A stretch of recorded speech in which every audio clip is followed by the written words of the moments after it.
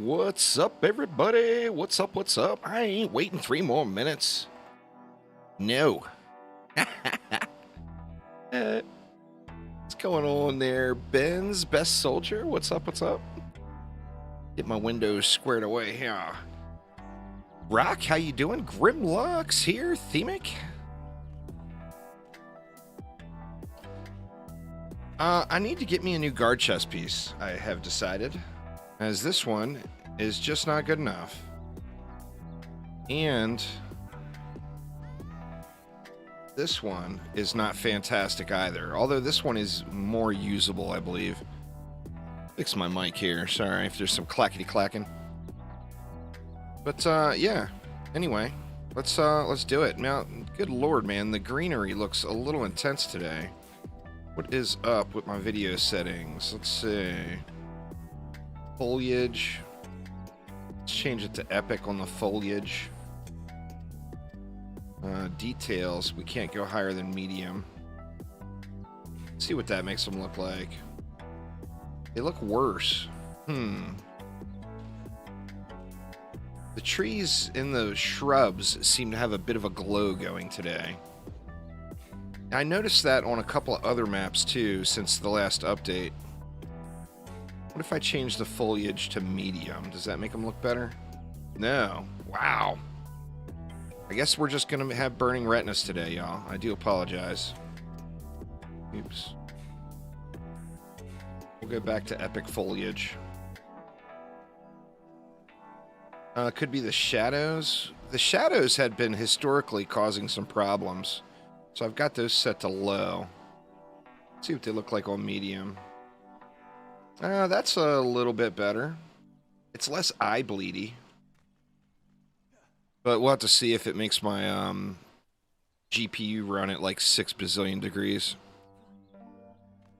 Well, it's already out on Xbox. PlayStation 5, they're saying their goal is by the end of the year.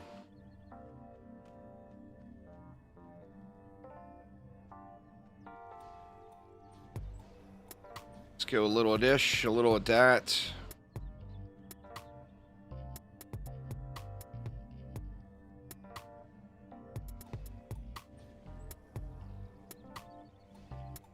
A little of dish and a little of that. How long would it take to hit endgame? Well, I mean, as far as starting into endgame, probably like a couple of long gaming days. If you knew what you were doing. I'm doing that series now, trying to see what's the fewest amount of maps. It launched on Switch already as well, Chris. It's already there. It launched, what, last week on Switch? August 4th was the Switch launch. Get some, let's gas them. Never hurts to get gassy.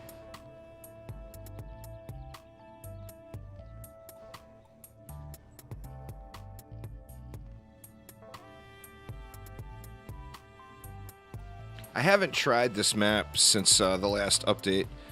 The Lycan update is already at Nintendo, so it's waiting for the Nintendo Switch lot check to finish, which sadly is historically really, really long.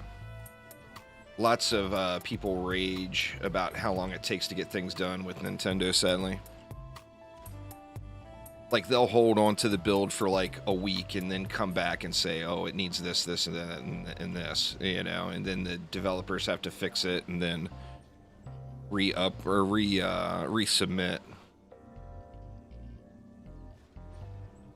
Let's grab. We'll just put a few wisps up here. Say like, what, 5? Let's just go 6. We'll go 6 there. You got a godly gun for the rogue, but when you logged in today, it was transcendent. Yeah, there was an update yesterday that fixed some of the item powers. It doesn't matter if it's godly or transcendent, though. It does. The stats on it are the stats on it. So whether it's godly, transcendent, mythical, whatever. My guess is it was probably a really low side godly roll, and when they fixed the item powers a little bit, it dropped it to transcendent. It's still going to do the same amount of damage and everything.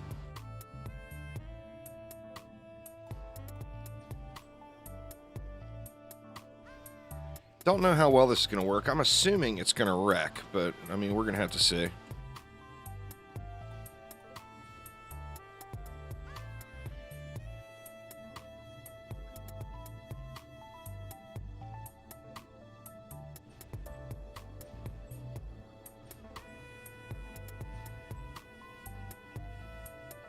The wisps still feel fine. I mean, I haven't changed anything. Out of that update, literally the only thing I did was I moved points on my rogue out of attack and into vitality, just so I could survive those boss hits a little bit better. And that's literally the only thing I did. Alright, we got 2 reflex, right? Do I have somebody leveling? I do. I got my flame auras. You know, or flame bursts. You know, I tried flame bursts last night. They don't seem that terrible. People were talking about how bad they were, and they don't seem that bad to me. Let's go at an angle here to give a little bit of protection from the sides. God, it's so bright. I need to get into a regular map. I ain't trying to burn y'all's retinas out today. I have 3 wardens in the deck just because it's so OP.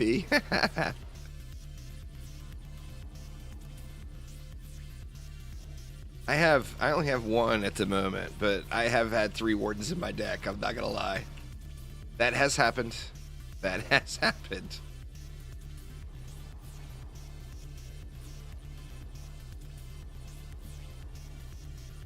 Let's just dump everything right here. There we go. Good enough. Good enough. Let's get it.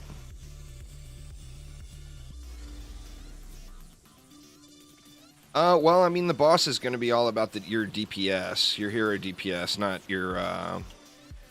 not your build. I mean, your build, of course, has to survive long enough for you to burn through it, Doug. My suggestion would be go get a campaign weapon. And once you get even just a decent campaign weapon is going to do really, really good. Yeah, the Shroomy Pit's still a little bit of a bummer. I think the best thing to do with the Shroomy Pit, and I really, really think that every single player would completely understand, is just to completely rework it. Turn it into something else altogether. You know, make it like an aura or just something different altogether. I think players would completely understand. Because right now it's just not good. It's got the fun factor, but fun factor without effectiveness only goes so far, right?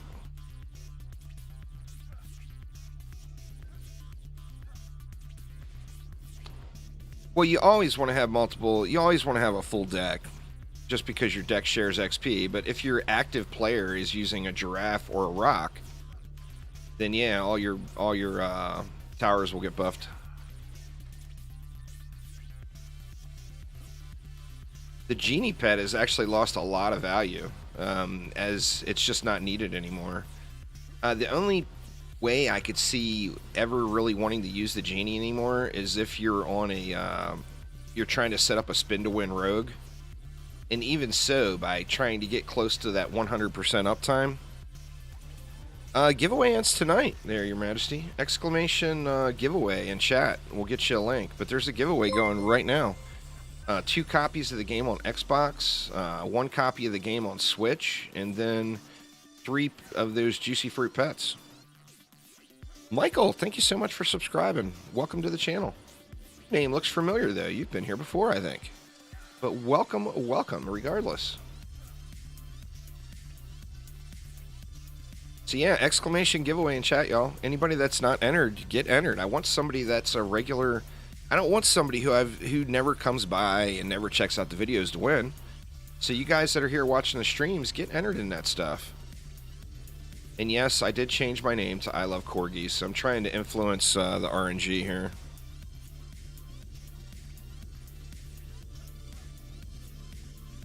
Well, the dragon mask comes from the dragon, of course. The other mask is just a random accessory. I've had the most luck getting all of those masks on the Encore maps.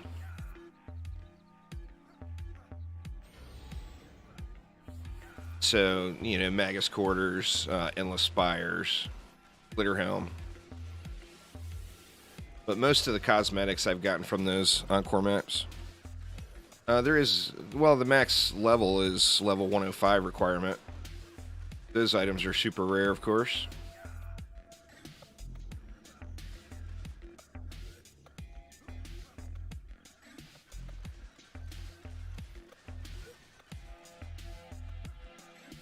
Well, the change to how the weapons roll didn't affect their amount of damage done at all. All it affected was their item power, which has no impact on their usefulness. It was a good change. It was not a bad change. It made it so that offhands are actually staying on the ground now. So it was not a bad change. It was a very, very good change. Boss weapons are guaranteed. They're only in Massacre mode, Twiggy. There are no special boss weapons on any other difficulty. I've got a video coming on it that will highlight that. I'm doing the crossbow tier list first.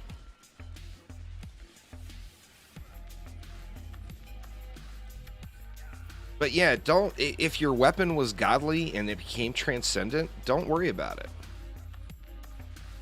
It's the same weapon. It's just a different color. And the being godly or transcendent has no impact on its effectiveness. It's all about the rolls. Jay, thank you so much for subscribing. Appreciate you.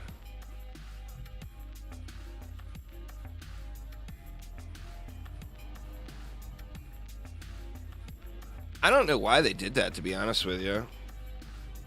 I mean, you would think lower difficulties would have the same boss weapons, but lower quality. But no, they're just no boss weapons prior to Massacre. That's something I think that would be a very nice change to the game, if they implemented that.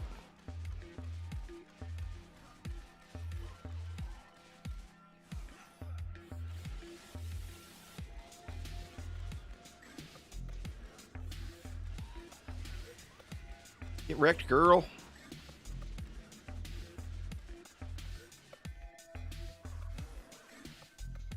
I'm thinking the bonus wave will probably hold up fine with this build. We'll have to see how it goes. I do too. I think a lot of players miss the crystal skins. This was super nice to have, you know?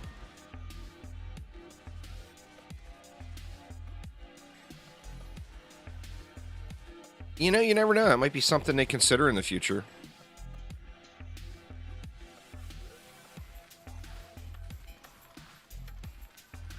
Gonna start a playthrough of DD2 with a friend? Well, I mean, all games are more fun playing them with a friend, right?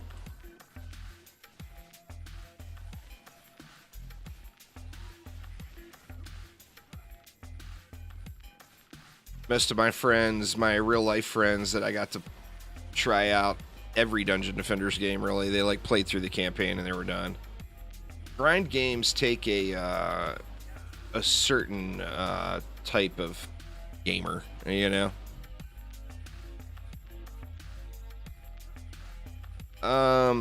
Not specifically, but I mean, there's a bunch of Nightmare Prom videos on my channel, but I mean, I haven't done any Nightmare guides in a long time. Any of the Massacre builds would work. There's transmogs for them now.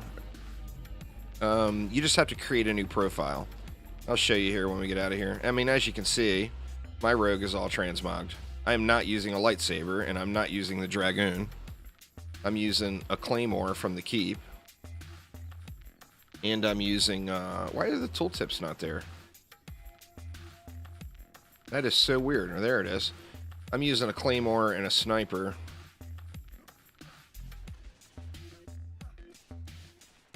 Where is Omi? I don't know what you mean.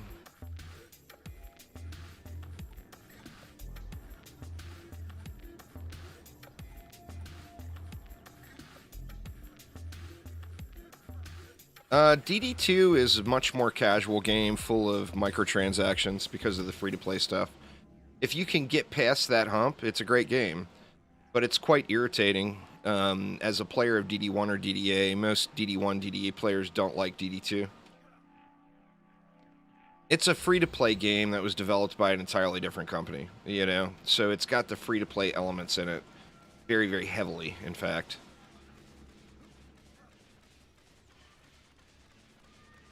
It's a fun game, but you have to get past that, you know?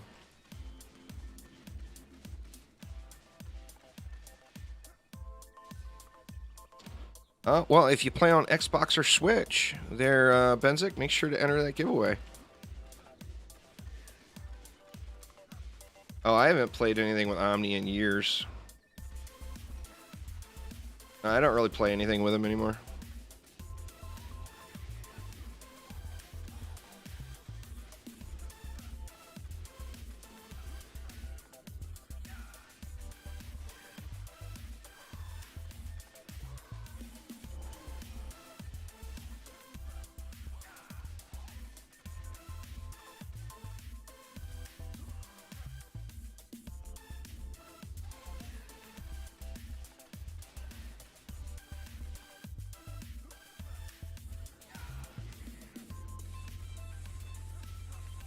Might as well just go ahead and blast her in the face. She gonna be that way, shooting her stuff at me and all. The rogue is such a beast, man. Sidewalk hasn't streamed in a long, long time. He plays a lot of Final Fantasy XIV. And he played a whole lot of Ark. And I think Monster Hunter World, maybe? I'm not positive on the Monster Hunter World. But I know he plays a ton of Final Fantasy XIV. I've been waiting on Switch for the Lycan's Keep update. As soon as the Lycan's Keep update hits, I will I'll start my Switch playthrough. All right. Let's see what's in the box. Get rid of all these eye bleeds up here so we can see it in all its glory. We got a trash tier shield. We got a trash tier grimoire. Got a trash tier fairy. Everything's trash tier. What the heck, man?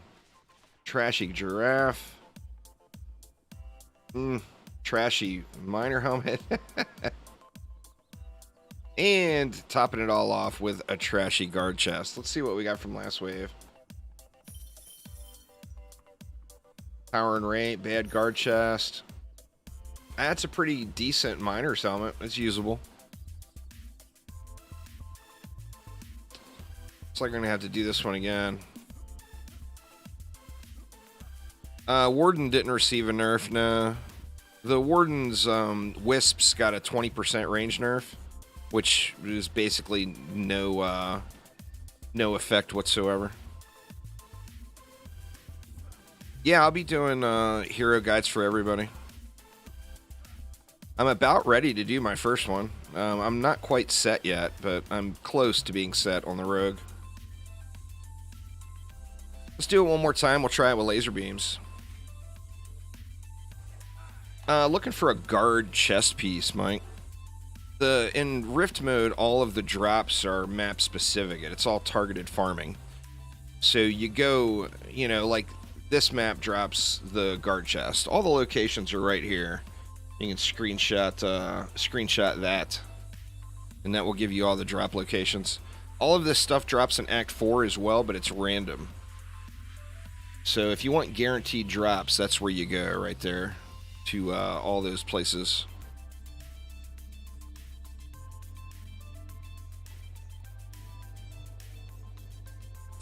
Yep, that would be pretty high. All right, low-grade tuna, take it easy. Thanks for hanging out, man.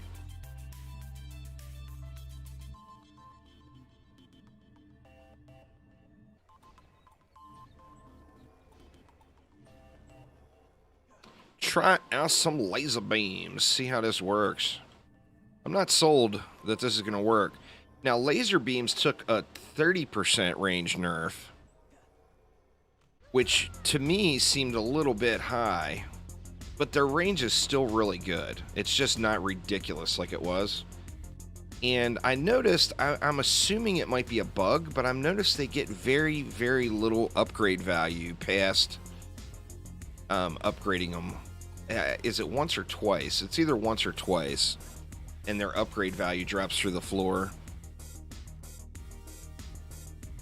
You know what? Let's throw a couple of bees up here just to be safe, or a couple of wisps, pardon me. Oops.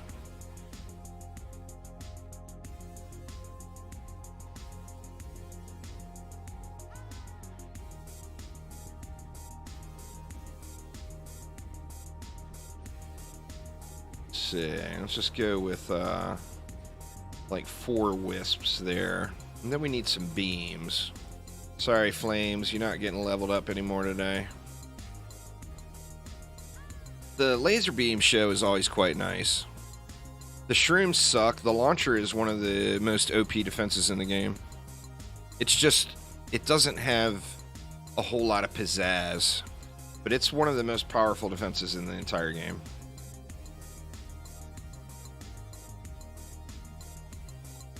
But it's where it's lacking is it's lacking the fun factor. It's a very boring tower. It just goes plunk, plunk, plunk, you know. But it's extremely, extremely powerful. All right, how do we want to do these wisps or these beams? Let's put them. Need roots. Let's drop some roots like right there. I might have to go with a longer buff beam. And let's go,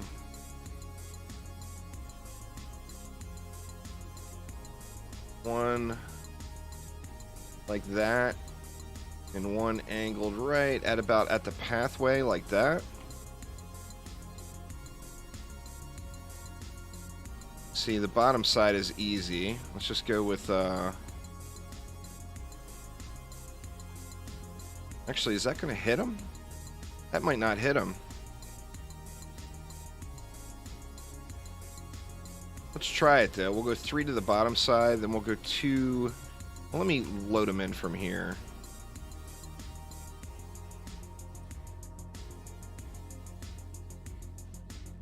We'll go 2 that way.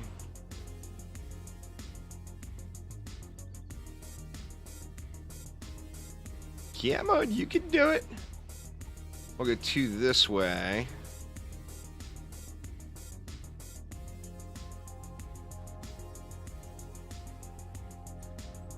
And then what? We need 2 over here. We'll put 1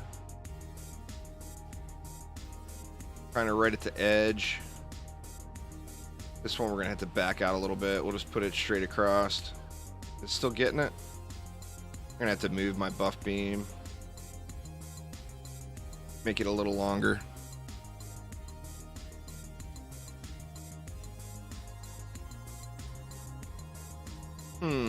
So I got 3 down that way. I actually think a lot of those are going to miss. But the stuff that all comes up here will wreck. I actually got enough left for a few more, so I might as well throw in a few more.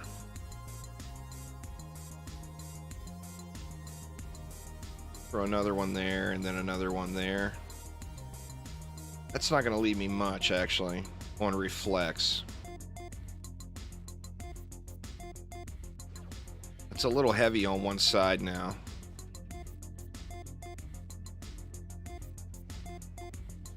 See, that leaves me 7, which should be more than enough for reflex.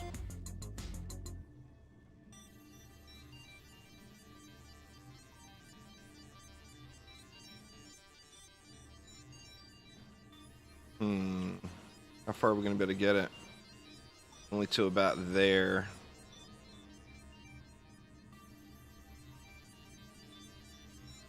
Trying to get level 100. Can anyone in chat help you out on PC?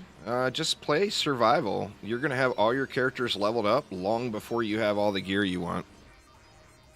So don't worry about your level. Your level is kind of meaningless after level 90. You get some more stat for free, but it's not enough stat where it's going to make or break your builds. And we got 1 left. I guess we can throw 1 just right over here. Just throw 1 right in front of this for when the ogres spawn. Then let's play active on our girl here. You can ask me whatever you want, Chris. As long as it's a safe for work question.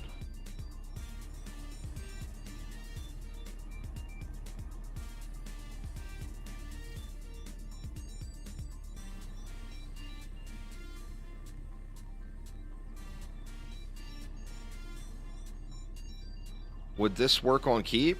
Well, I mean, this is a completely different map. The laser beams require line of sight.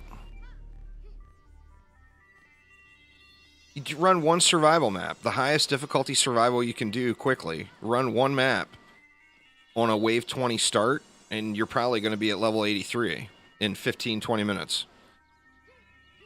So, I mean, leveling is just beyond easy mode. It's all about just running survivals.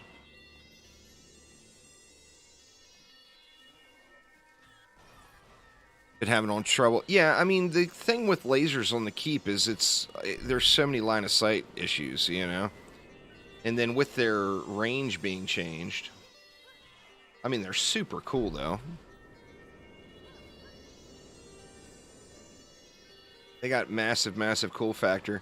Get chickened in the face.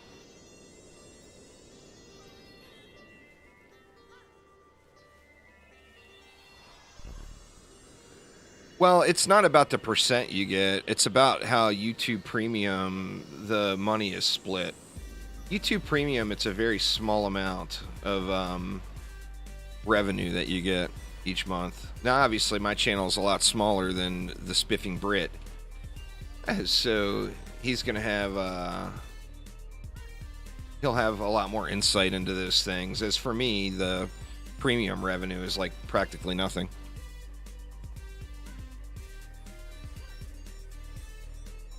You beat all the test maps? Nice, Diabolical.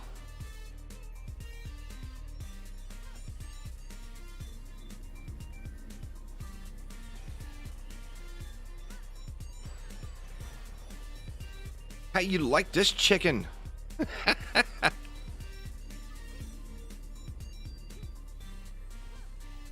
Mega Chicken is not the pet to use, though, y'all. I'm using it just for fun. The chicken, or the monkey, is the one to use.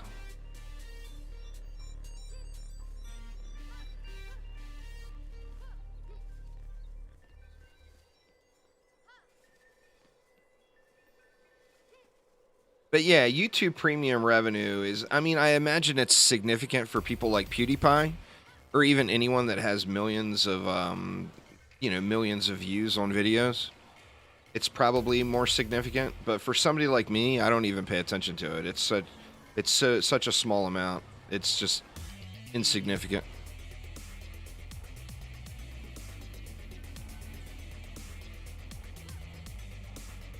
The monkey has anger issues. This is true. This is true. Yeah, angry monkey.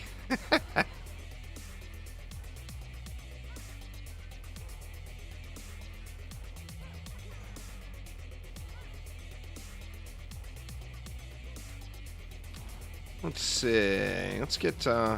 see, this is what I was talking about. Let me find a tier 1. Did I upgrade them all already? Here's one. Okay, look. So we got 32.87 meter range. It's doing 1.75 million, 1.759 million DPS. Now, if we upgrade this, and then look, 32.87 million range, or meters range, not million, derp. And the damage barely went up, but 32.87 meter range, 1.92 million DPS. Let's upgrade it again. And now we get 32.89 million range and 2.08 million DPS. You guys know what I mean, Oswarlin. It's early in the morning, the coffee's still flowing. So it feels like there's something a little off with the upgrade values on the beams, but they're still ridiculously good.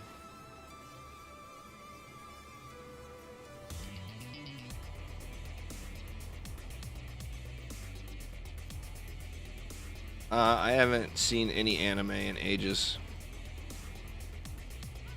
I'm not a big watcher of anime.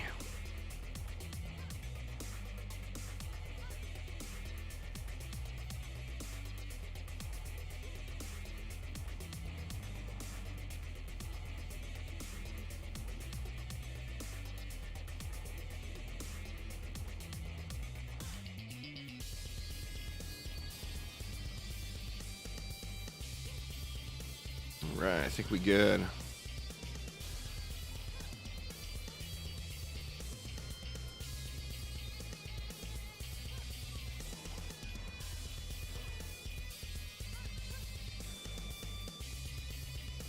Go, go, make a chicken, go.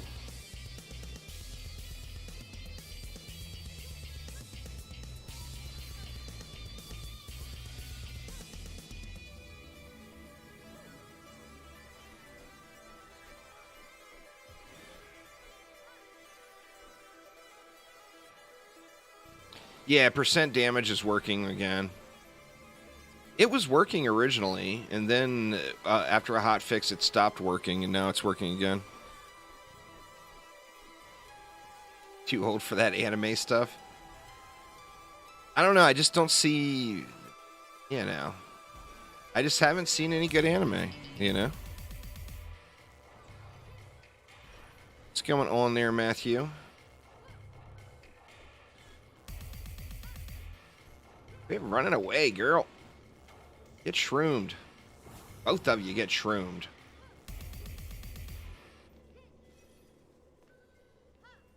Oh, I know. I know, Michael. I know.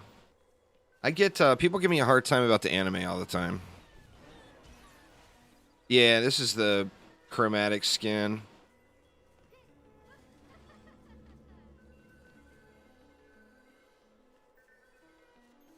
It was stacking on the first day, Aramir. And then right after they put that first hotfix out is when it stopped.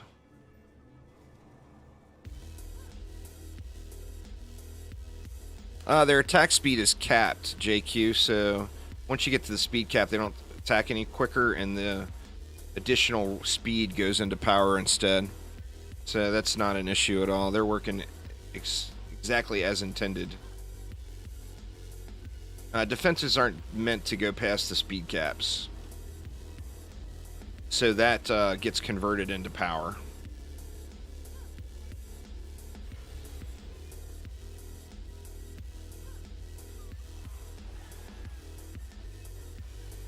The buff, the B buff, is much better than it used to be. Yeah, so don't ignore, don't ignore rate. Get rate on every piece. You just need one completed, really, to get started, Sim. I would suggest DSTs or the Wisps are both a very good choice. I'm not doing any public to keep runs, no. The keep is not meant for people who are not intended to be there.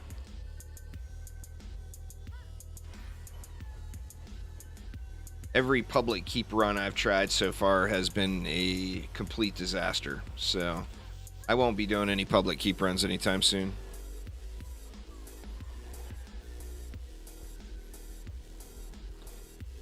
Um, 7,500 is where I started, Sin. I mean, my stats are all blown out now. I've been farming the keep for a week plus. If you got 7,500 main stat on all your builders, you're going to be able to do the keep.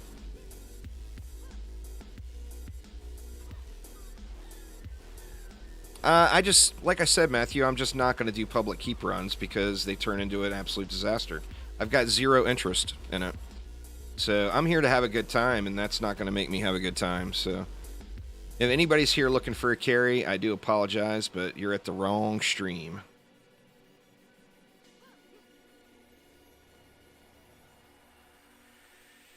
Just not interested, you know? Maybe once I get a little bit of Aramir's RNG luck on my side, maybe I'll go for it then, but... And my build that I use is full AFK when I'm by myself, so I can do whatever I want. So, yeah.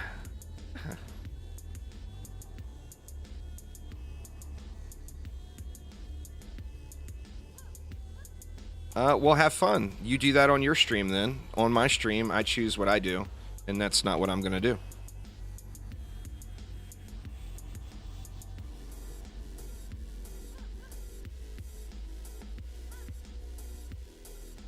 So what time are you streaming? We'll all come up for some free carries there, Matthew. For leveling, the bonus waves aren't really getting you much, J-Rust.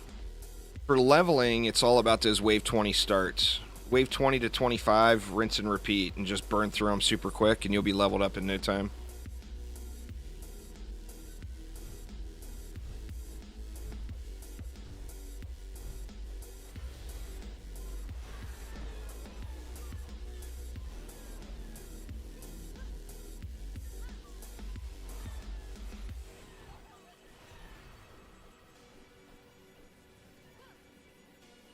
Four players quite smooth if you've got 4 competent players, but public runs, generally do not lead to 4 competent players. It leads to you and 3 people who all want to stand on the core or want to stand on your stack and try to buff, when that's not what the game is about anymore.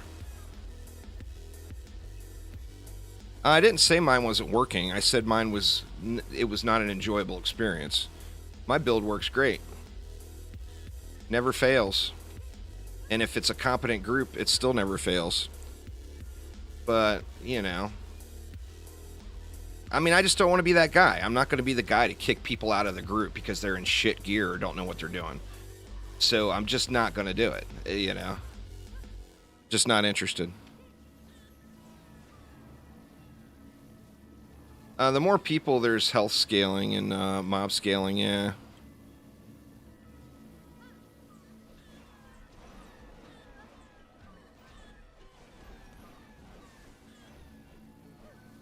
Get him, chicken, get him. See, a monkey would have ripped that ogre apart.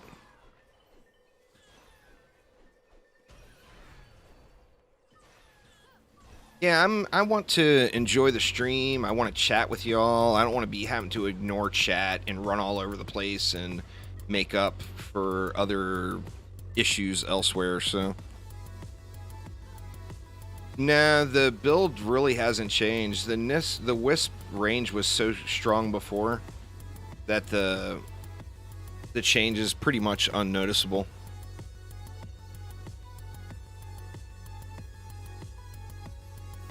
Alright, come on, come on, come on. Junk. And junk. God dang, man. Where is my RNG? It's not on the pet either. Not that I would want that pet anyway, but Summit's super duper easy now. The Wisps made it kind of trivial. I've been doing beams and Wisps on the Summit. Get rid of some of the junk here.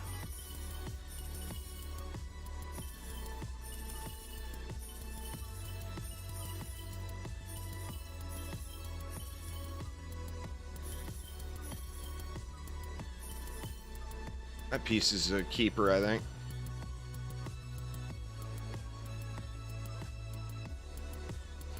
Well, I like to use laser beams just for the fun factor. So I mix it up a little bit. On the Summit, I'll show you. I still got laser beams in deck, yeah.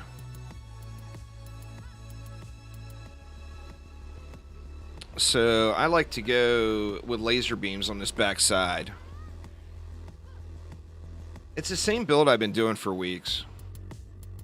It still works. I tried it again last night with the range changes, and it still works great. So put the roots down in between, and then 2 laser beams just straight out. And 4 wisps on a buff beam. And then we'll rinse and repeat on the other side, but we want to do the middle. Just getting the set is very, very significant, Sam. So if you get a set of DSTs, get the highest quality stuff you can get, and then on any of the pieces where you're having a problem filling in, you can fill in with lower quality stuff, whether it be Campaign or Wave 15 or even Nightmare, and it's significant. Like on the day Rift Mode came out,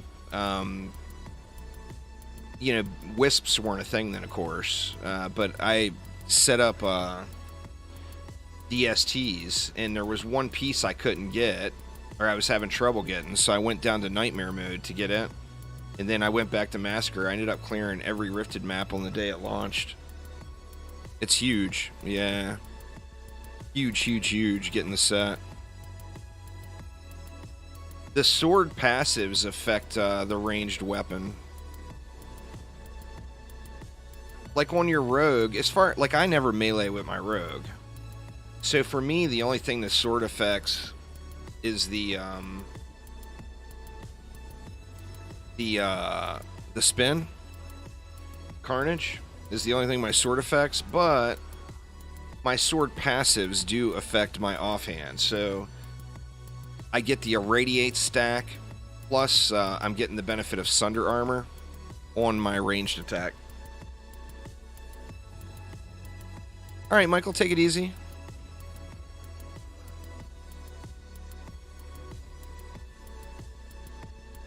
That's pretty good shape, Robert. I mean, that's more than enough to do all of the content. So you're looking pretty good. Now you can only go up from here, you know? And then over here, I usually go 6.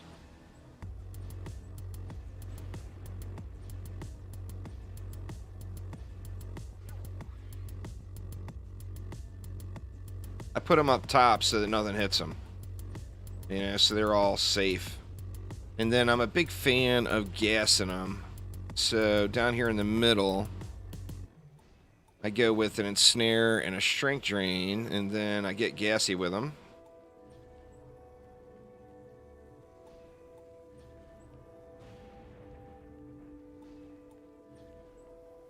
And then we'll come over to this side. 8K main stat will get you there. 6K you might struggle a little bit, but 8K will get you there for sure. Like if you have 8K DSTs or 8K Wisps, you're going to be able to do all of survival except maybe the keep. Irradiate is the most powerful thing in the game, David. Have Irradiate on both your weapons. It's broken. It's so powerful it's broken. I think it was a way to try to make all heroes a little bit closer in DPS potential. And it's completely broken OP. It's the most powerful thing in the game, and it stacks. So if you're an EV or a rogue that has main hand, offhand, you can get Irradiate on both, and it will stack on both of those. So it's just crazy. Crazy good. Oh, and I forgot my buff beam down here.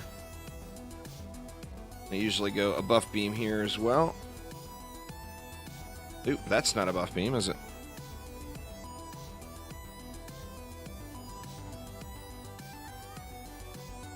Your goal is to be able to do Act 5 right when it first comes out? I mean, I'm confident if Act 5 was here, I could start working on it right away. And I'm not in perfect gear by any means for what's available now. I still got a lot of grinding to do. Alright, we got that one.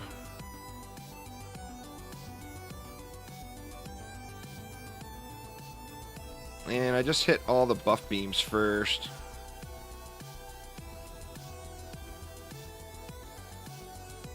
Defense damage does affect rogue devices. It also affects the EV's buff beam.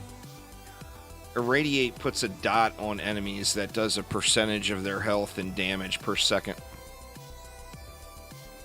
Completely OP. Like I said, I'm not positive, but I think the intention there was to try to even out DPS between characters a little bit more. Like in my case, I've got... Oop. It's D now, not R. 2.32% of HP's damage per second and 2.06%. So whenever Irradiate procs for me, I'm getting, what, 4.38%. I actually got low rolls, low Irradiate rolls, too. You can get way higher than that. But I'm getting 4.38% of the enemy's HP burning every second. So, I mean, it's really good. I mean, you'll see on the boss here.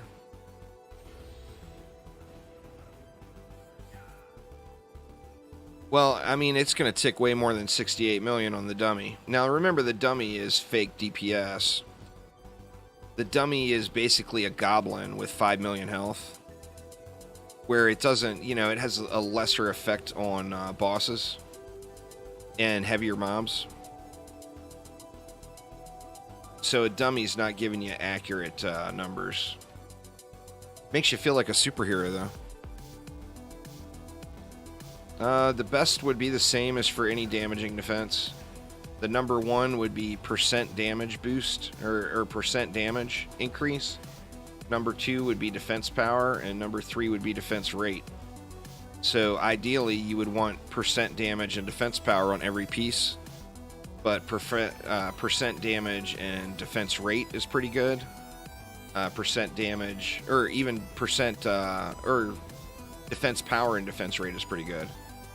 And then, like, for my monk, I wanted a little bit more range, so I went, well, ideally, I would go percent damage and range for monk auras. But for just raw damage output, that means after you repair it, there's a window where it gets a damage increase. I actually want to try out a meme build and set up a electric aura set with it and get that on every piece, since electric auras burn constantly. You can keep the buff up. It should have been fixed in yesterday's update, Matthew. Or percent damage was 100% fixed in yesterday's update. So by all means, get it on all your pieces. I thought you were talking about the repair. But yeah, percent damage is working. Yeah, it was listed in the patch notes.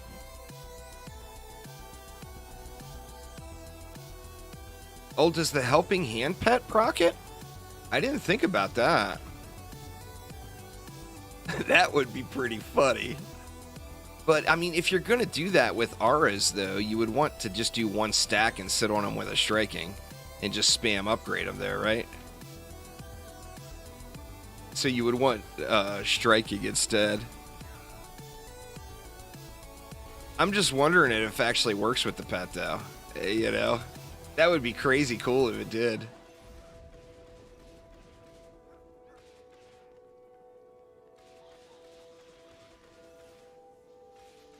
I'm not sure if it works in co-op either. Like, if somebody else repairs your aura, does it work? That's all things that still need to be tested out.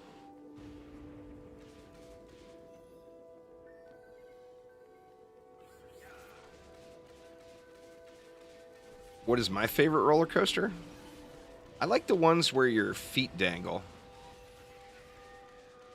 I like the old school ones too. The old wooden ones that rattle you around and you feel like you're gonna lose a vertebrae in your back. I like those as well. But as far as the newer age of roller coasters, I like the ones where your feet are hanging.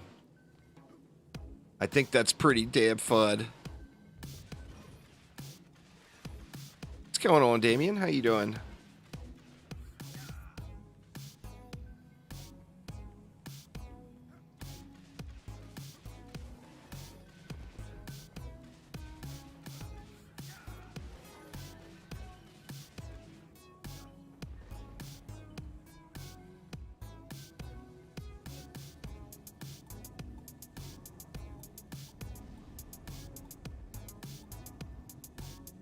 I think all of them do. All of the Six Flags still have their OG roller coaster around, I believe.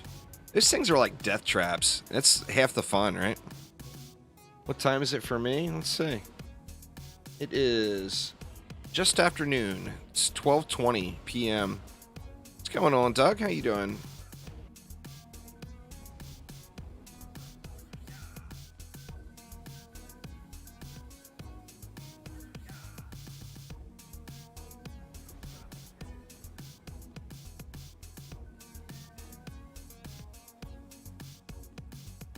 Oop, I'm sitting here waiting and we're already at enter combat phase.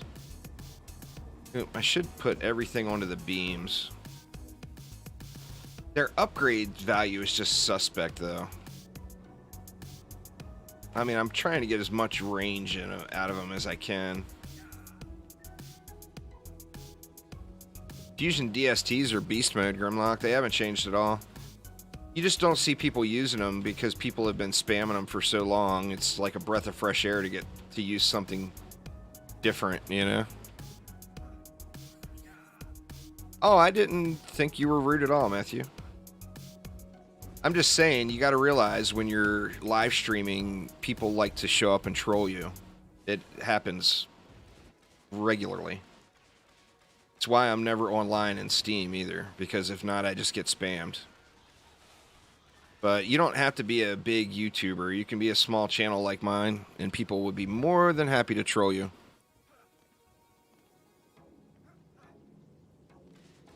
There's still more than enough to get the job done, though. The thing in Massacre mode and on bonus waves is it's no longer one-shotting enemies. So you don't necessarily get the value of it shooting really fast. So, I mean, of course, I'd love to have machine gun DSTs, don't get me wrong. But they're still quite effective.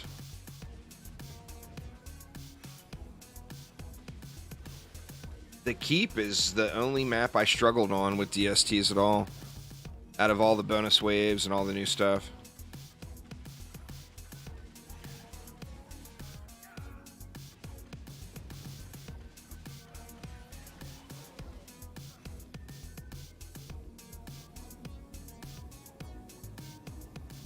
Get a little wispy. A little more wispy action here.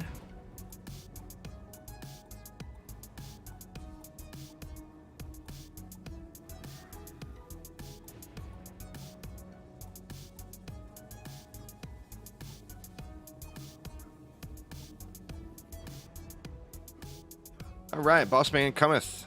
The first boss will just get beat down. The bonus wave boss will last a little bit longer, assuming I can hit him. The cat is 1,000 times better than the monkey on a rogue. The monkey should only be used on characters that buff pets. So the squire, the warden, or the monk.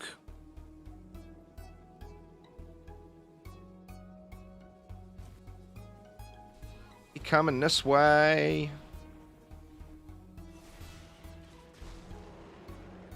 Come on, Mr. Dragon, come get pewed. Where's he gonna be? There he is. Hey, what's up?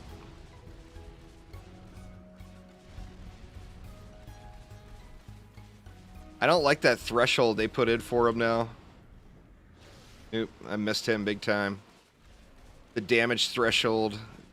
They don't want us one cycle on him.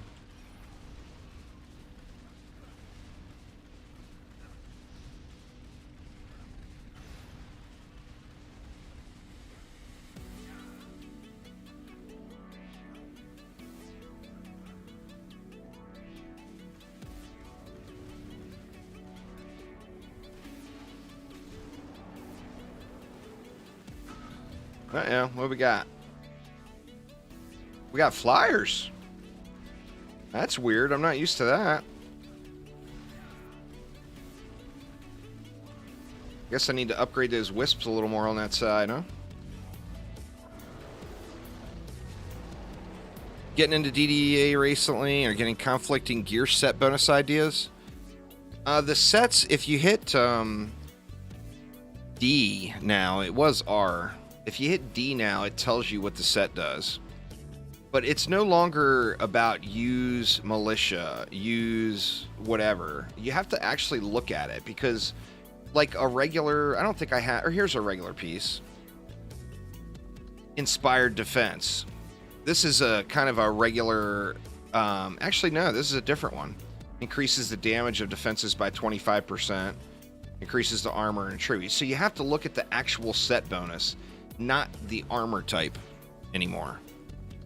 So, like that one I'm just going to trash, but you want to look at the set bonus and then hit that, when you go to inspect an item, hit that, I don't know what it is on consoles, but like on PC I hit D, where it says page at the bottom of the tooltip, and it tells me what the set bonus is.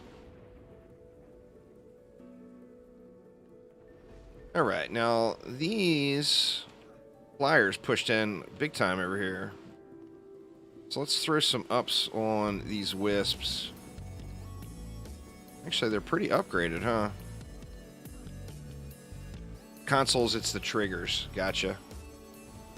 Let's see. I want to loot it on a Huntress, and we'll switch back to the Rogue. See what we got.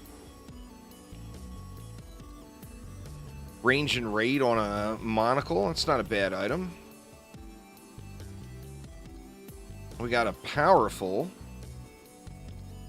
Only 2 stats. Let's check out our Dragoon here. That's not the one. Where's the other Dragoon at? Oh, it's up here. 356, only 2 stats and a bad attack speed. Boo on the Dragoon. Flame Bursts I started playing around with last night. They're a lot better than everybody's saying.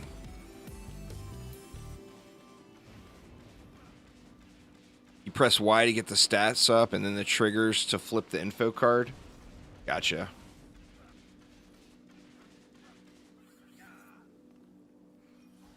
Fusion gear is all map specific, Grimlock, so it depends on what piece you're looking for. The piece you're looking for depends on where you grind, where you farm.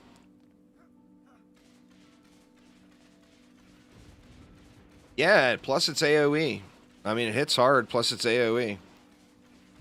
If it only shot through walls, we would have our DST replacement.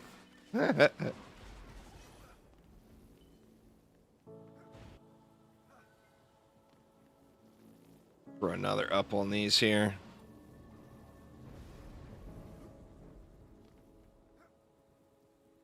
Well, all Act 4 maps are random. As far as farming the gear, you want to do bonus waves. If you need a guard chest piece, for example, you do Throne or Royal Gardens bonus waves. That's actually the piece I'm trying to get today. I'm trying to get 2 decent ones, actually. Just running a summit here real quick. People asked to see the summit build I was using.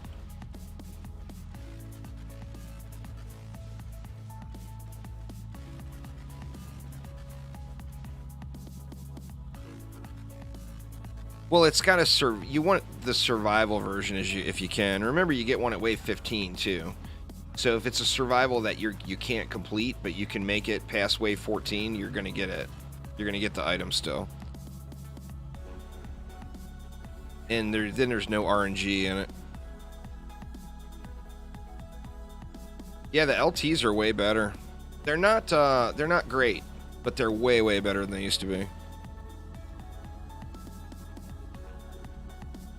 Well, the campaign, it has multiple choices is the problem.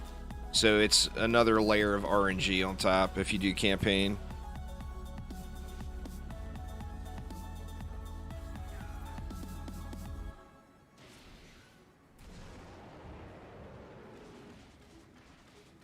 I see you up there, jumping boy.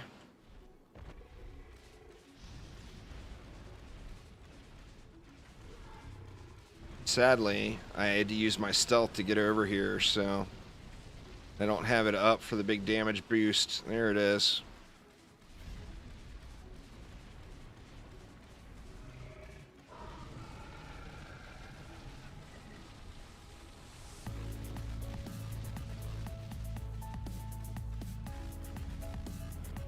And of course he wants to troll me.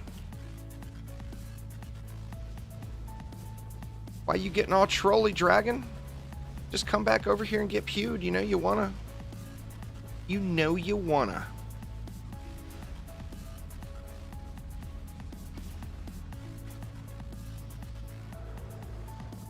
Check them flyers again. That was weird. I don't know why the flyers were making it through that last run like that. Or the last boss kill.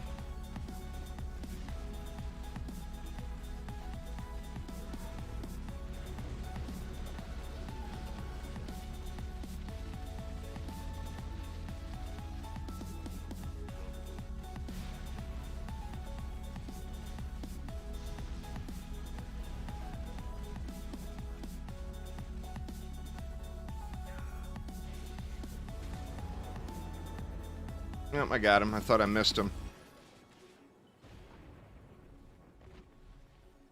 Oh, he he going over there? Always gotta troll you, huh?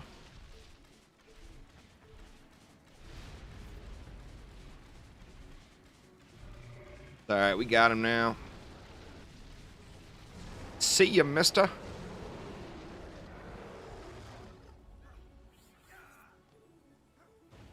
Well, you never want to use it on non-rifted because it won't complete the set bonus on a non-rifted set.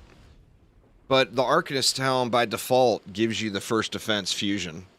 But then you don't get the rest of your set completed. So you never want to use it on a regular set. You'd be missing out too much just to get that first defense. Oop. Almost looted it on the wrong dude. We got mediocre dragon. We got a crappy mask.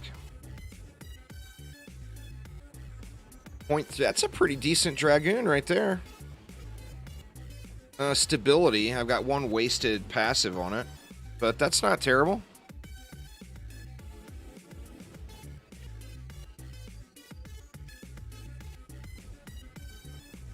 Fort and range. Boo. How'd that one roll? That one didn't roll great. Anyway, that's what I've been doing for bonus waves on the keep. Or on the summit. It made you 99, and then once I switched it when it went back. Quite possible, Lair Wiz Gaming. Delivering pizzas in a tornado. Jesus. Well, be careful there, Rebel Jake. Tornado pizza delivery. So, like, for example, let's just grab any old hero here. Let's grab a naked one. I'm sure Not Butt Sauce is naked, right? Let's see. Yeah, Not Butt Sauce is naked.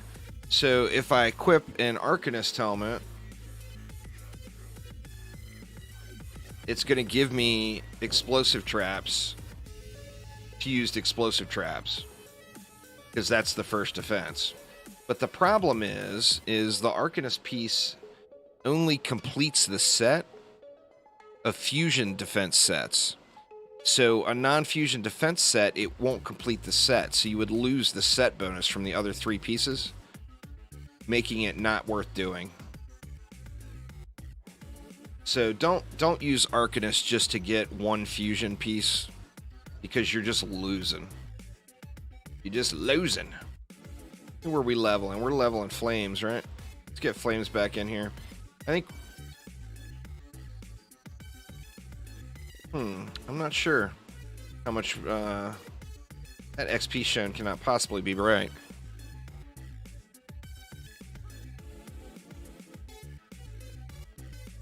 Some pets and weapons. Anything that you looted that had the memory leak bug where stuff are showing up common is permanently bugged, as far as I know. So I would just throw that stuff away.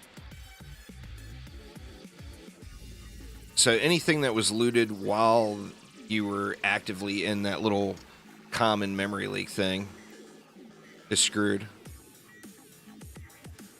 Well, yeah, if you see that you've got an item dropping that says common on it, instantly restart the game, because anything that drops is going to be shit upon. Or it has a chance to be shit upon. So just, if you see any common drop and you're doing Massacre, just restart the game. It's a definite issue still, without a doubt. Alright, so where to next? Well, I mean, we can do some, I want to get a better chest. So we can do some public gardens builds. Feel free to hop on in, do some Lycan King bonus waves with me. I Love Corgis game. No one will know who that is. Perfect. So join I Love Corgis game. That's the place to be.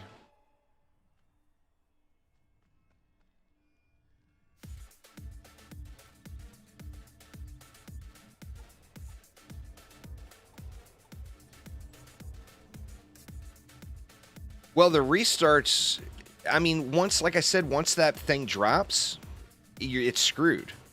So no amount of restarts are going to fix it. But if you see the common, just stop what you're doing, because anything you get is going to have that chance of being wrecked. Yeah, the on the stat screen is not correct. The amount of, I've actually discussed this with Chromatic directly. The amount of mana regen you're getting is not rounded. Like, the original theory was that it was rounded, but it's not rounded. It's whole numbers. So the numbers, like if you've got a 3, 2, and 2, you're getting 7 mana regen per second. But on the stat screen, it may not show it. Like mine was showing, when I had 8, it was showing 9. And when I had 10, it was showing 9. But now it's fixed. But it's definitely, the stat screen is still suspect. 100%.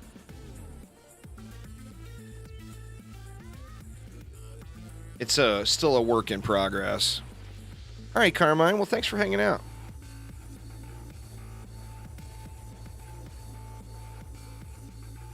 We'll just do that there. Oh my God, it's RNG Bezos. You better put those goddamn pizza wings away, Aramir. Put them away. Don't make me do it. Don't make me do it. That's Aramir in disguise. All right, y'all. First person to respond in chat. Do I keep him or do I kick him? Keep him or kick him?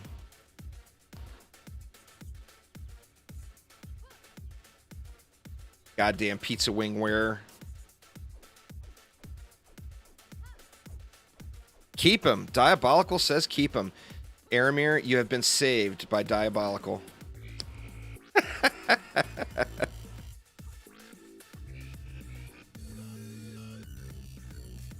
Aramir was preparing to be kicked. He knew that was coming. The only place to get pizza wings is from watching the Chromatic Friday streams and winning the giveaway. Only way to get them.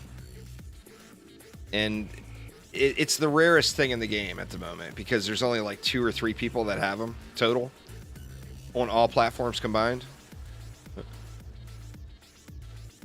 So, yeah.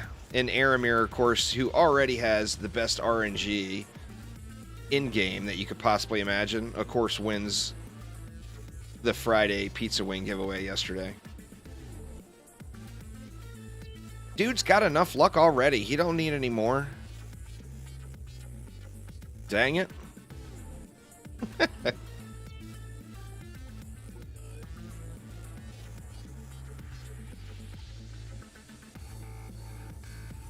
Well, congrats to you, Aramir. He doesn't have his hat on a hat, though. He's wearing his mask on his Squires. Why? Can't put a hat on a hat when you're when it's a fake hat to begin with, Aramir.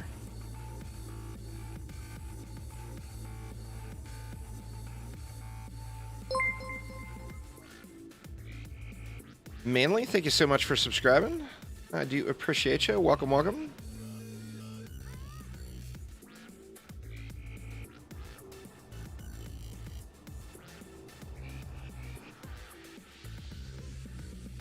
The Monkey King attacks the boss when he's down.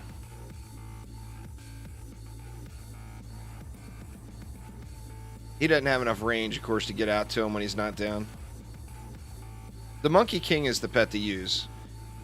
You're going to have to break the Lichen King's shield by yourself, but that's the only thing you have to do.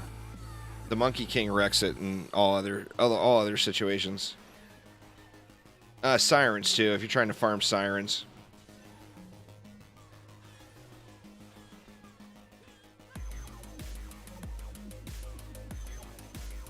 No, there is no longer a best map for loot. All maps are equal now with bonus waves. Technically, the Keep would be the best map for loot. Somebody asked about accessories earlier, too. Boss fights are guaranteed accessory drops. Demon Lord guarantees a brooch drop. The mech boss guarantees bracer drops.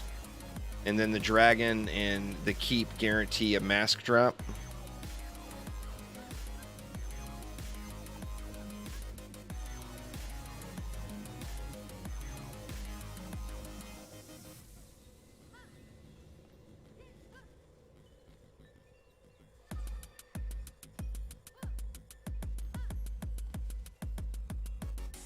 You panicked and didn't answer. Oh my God, Manly. Don't panic and not answer.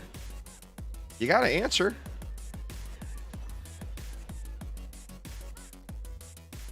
Those giveaways are, you know, I mean, every time I win one, people screamed rigged, of course, but I mean, I've only missed one Friday stream in the last 8 years.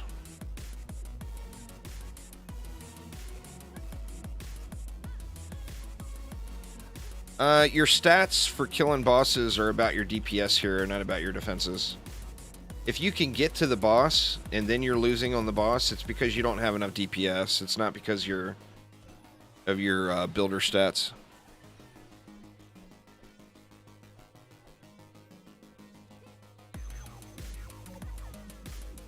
It's supposed to be hard, Tobias. It's supposed to be the hardest fight in the game.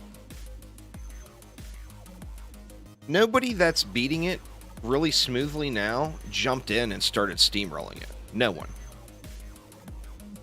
Like, everyone that's beating it super, super smooth now, it lost many times.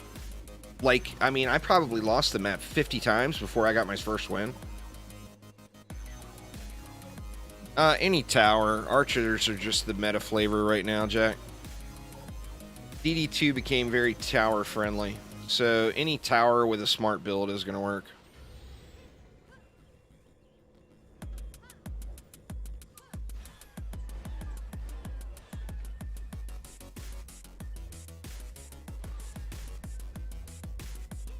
I mean, placement is an issue. That's where, like, with DD2, placement is not an issue. You spam your shit down the lane. If you got the right shards and mods, the build's going to work. Placement is an issue in DD1 and DDA. It's critical that you have proper placements. So just things like moving a reflect beam over just a tiny bit, or, you know, putting your roots down just a tiny bit over to the left or right or whatever, it makes a big difference, you know?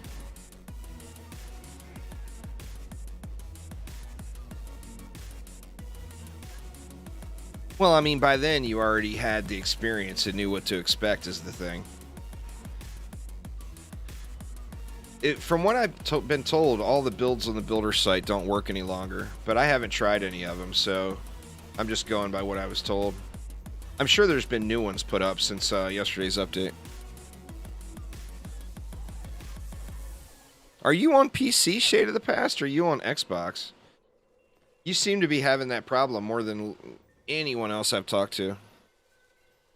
I didn't put gas traps in on the sides on these. We'll have to watch the side lanes in the bonus wave.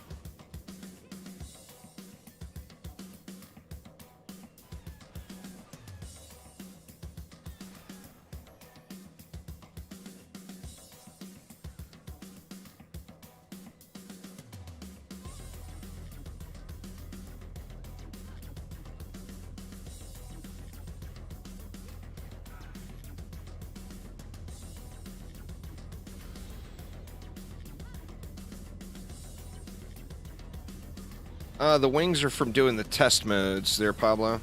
There's 9 different wings, and there's 9 different tests. 3 different ones on 3 difficulties each. Each one you do rewards you another set of wings.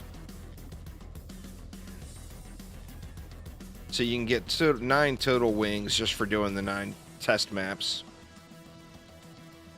They're all relatively easy except for the Gobu mech ones. The mech boss ones kind of stink.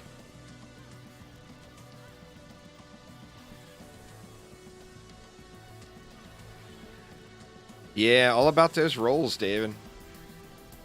All about those rolls.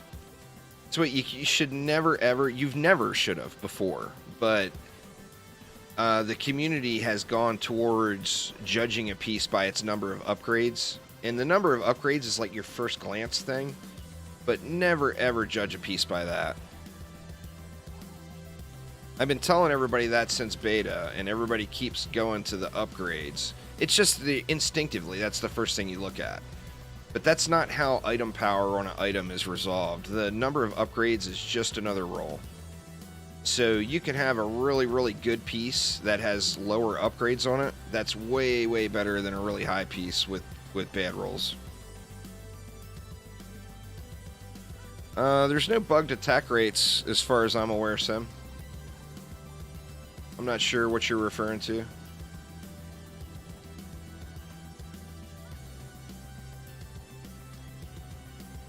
Yeah, the Arcanist piece has really high base rolls for sure.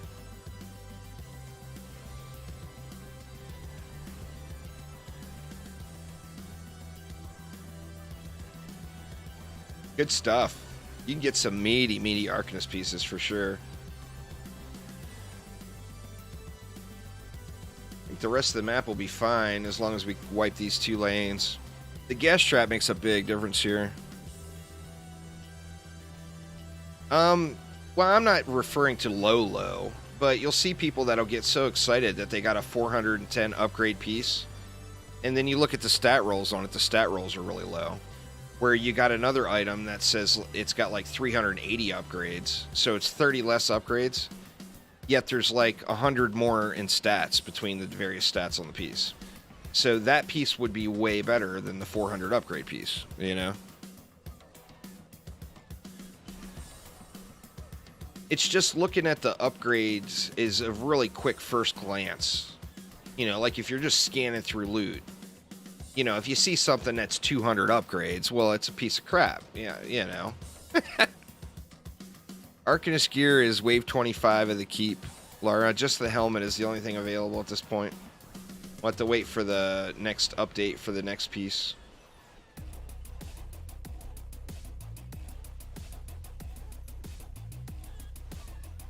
I think we're probably good everywhere.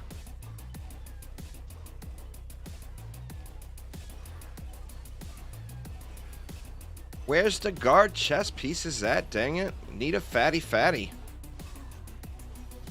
Everybody does, Drinking Ninja. It's the first instinctual thing that you look at, you know? No, Arcanist is just Rift mode. I'm not sure if it drops below Massacre. It may. I'm not positive on that one, though. Oops. Wrong button. Sell this shit so you guys can see your loots. What do we got? We got a 2-target fairy. Boo! See, like this, a 215 upgrade offhand, but it's only got 2 stats, and the stat rolls are really, really low. So that's just a piece of junk, even though it's got 215 ups on it.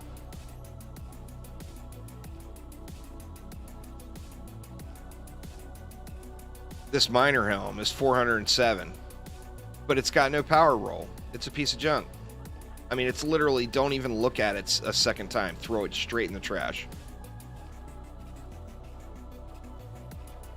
For the cat, you upgrade its boost damage, and you'll get to the cap really, really quick. And then upgrade whatever stat you want from there. I usually do Vitality. That way I can move it around and use it on a bunch of different characters. Without, you know, without sweating the stats at all.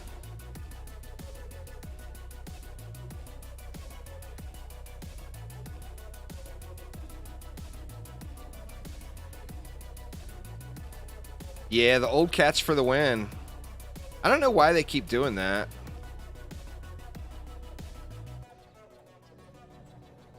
Allowing legacy pieces to exist in their games. What is your 400 roll, Aramir? That 400 plus cat you got. What is the boost on it?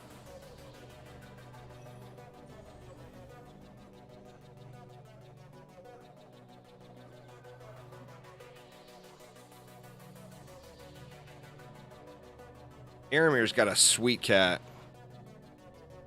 And it's 1 per second. That's the speed cap, Sam. So everything else goes into power. That's not a bug. That's a new system. 159%. So is the 500 in each stat worth using over the 3% total damage? I mean, I guess you got to get a really fatty roll.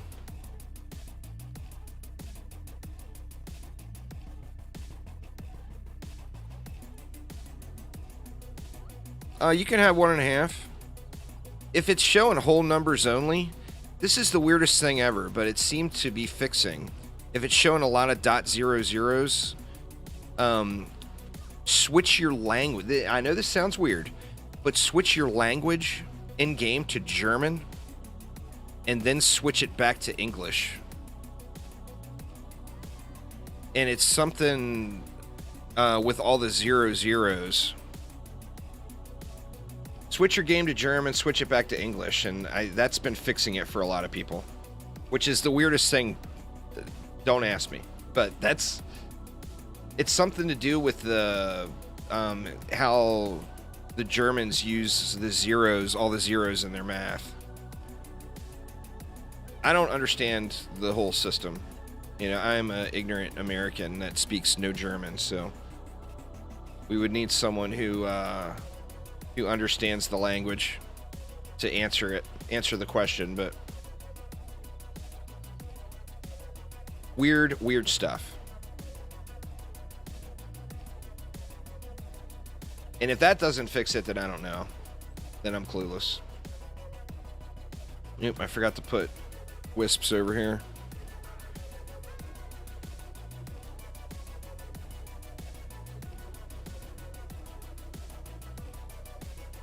It's something to do with how the zeros are displayed in German, David. I don't know. Like I said, I'm going by what people told me has worked. I don't really understand why it works, but I just know that it's been working for a lot of people fixing it. The definition or the explanation was given to me was that it was that in Germany the numbers are displayed differently or something like that. Boy, I got some wonky placement on these wisps, huh?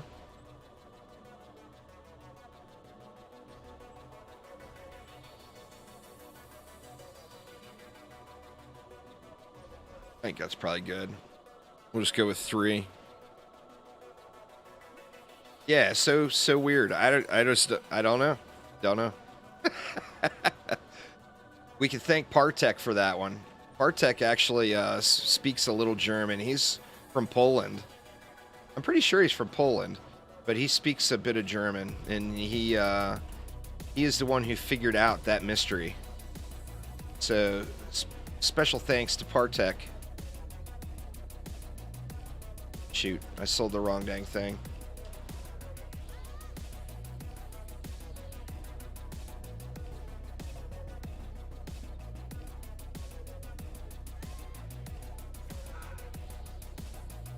Yeah, the characters, all the upgrades got reset, so you got a big gold refund for all of that, which was kind of cool. I mean, it took some people to their first trillion for the first time, you know?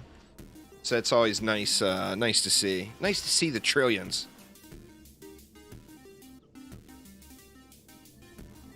You can look at the tooltip as you're upgrading it, but it's wonky. Like, say this item here. We see the DPS over here. If I upgrade it, that DPS number won't change, but you can see the damage per shot changed.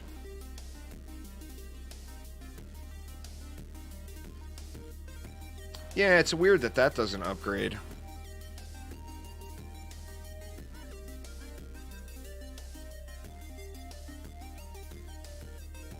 Bartek needs to do that. I don't know if you guys ever watched any of that, but you can watch these. There's 2 different slap fight leagues. There's an American league and a Polish league. I'm sure there's more than the 2, but there's 2 on YouTube.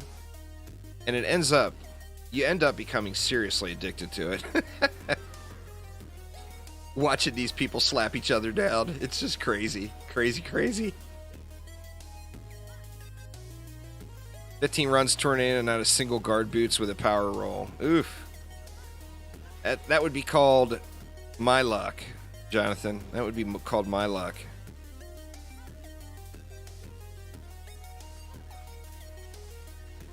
Is the Warden or Rogue balanced for level 1? They're extremely powerful early game. No, pets no longer add tower stats. The tower stats were all given to us in other forms. So you're not going to miss your tower stats. Your tower stats actually get completely blown out now by the passive system. So like before, somebody that was really, really decked and flexing hard would get to 8, 9k. Doing the same maps now, you can get up to 11k, not even including the new content. How the builder pets work now is they are just stat sticks for your DPS hero. So, like if you equip the giraffe, it's going to increase the versatility of your deck by 5%. Versatility is the builder bonus. So if you're active with a character that has a giraffe, you get a 5% additional builder bonus to all heroes in the deck. If you're active on the rock, which don't ever do unless you are doing a full AFK build, then it's going to give you a 10% increased versatility or builder bonus in the deck.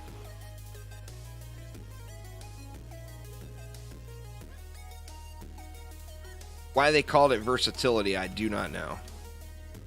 It's another one of Chromatic's great mysteries. Try to make things as confusing as possible to keep juice bags in business. Because as long as you make things extra confusing, I'll have videos to make about it. So, thank you, Chromatic. Thank you for making some confusing shit. I appreciate it.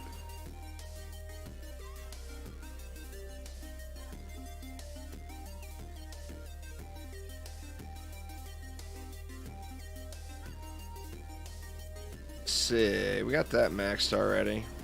Spam it into these wisps here.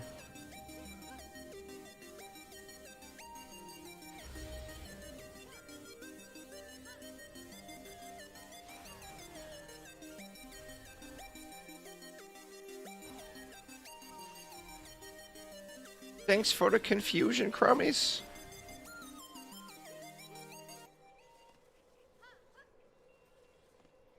But yeah, I think with like god tier rolls on every piece, I think it's possible to get to 14,000 main stat now. Maybe even 15,000.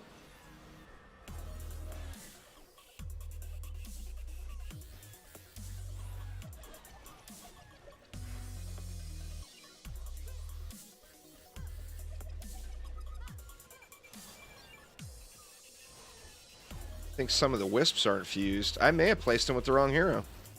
That's quite possible.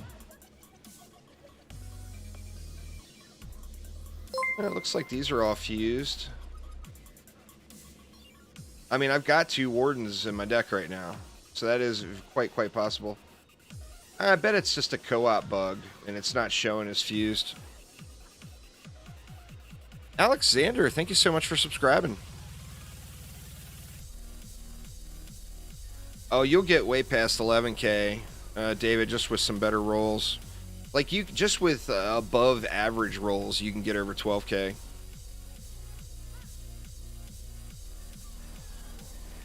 With god tier rolls, you'll be into the 13 and 14.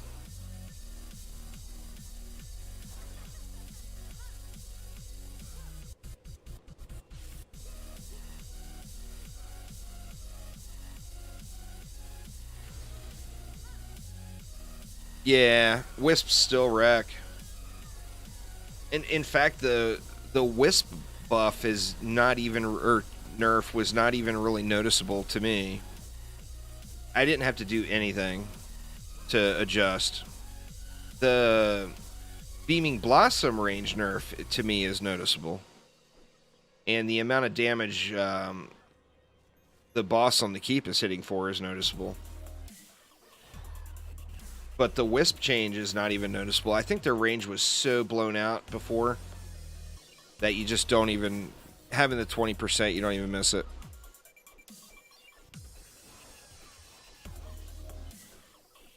$12k power and 30% plus damage for max damage? Yeah.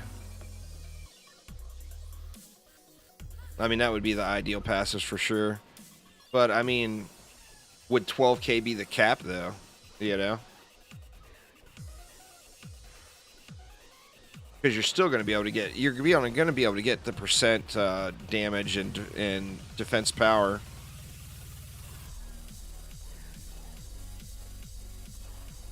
I haven't gotten anything good today, One True Dragon. My mana... The Warden is right at 10. So I get... It's designed specifically to keep 100% uptime on the Corrupt. And I get 3 shrooms. Or is it 2 shrooms? I get either 2 or 3 shrooms. And can keep my Corrupt up 100%.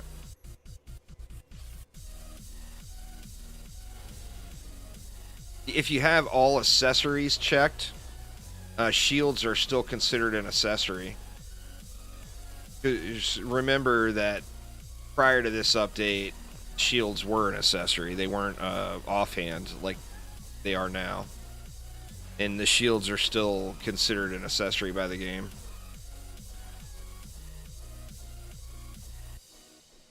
I don't know if you need over 1 million. It depends on your set bonuses. And if you're using... I mean, I don't use a healing aura. So...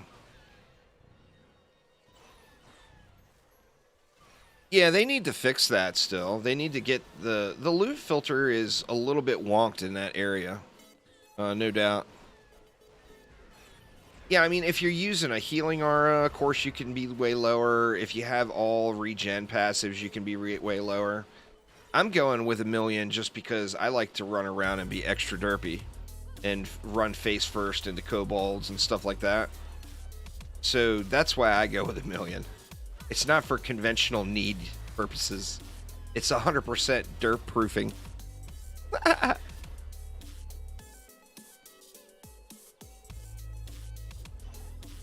The derp proofing.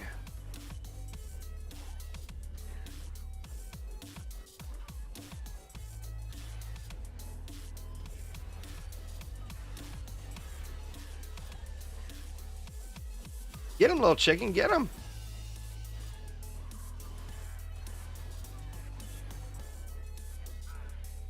Alright, what's in the box? Yeah, 4-stat armor pieces are what you want to be using. They're available for every piece, of course.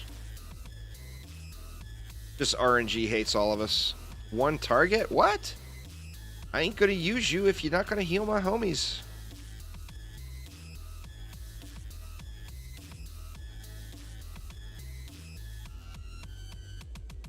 Alright, where you at? Range and rate. That would be a great starter piece, but I'm not in starter... I'm not in that range anymore.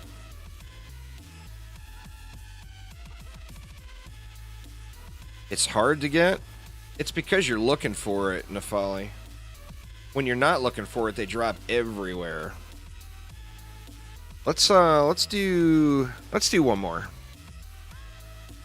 That's just how RNG screws us all. If you're not looking for something, it's all over the place. The second you want it, you never find it. Because RNG hates us all.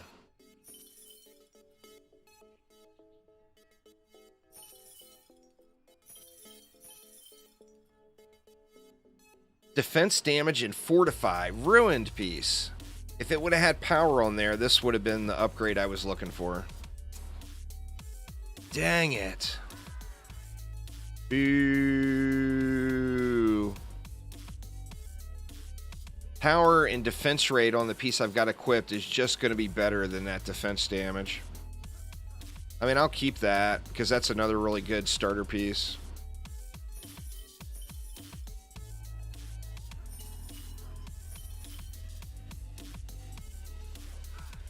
Boo, boo, boo.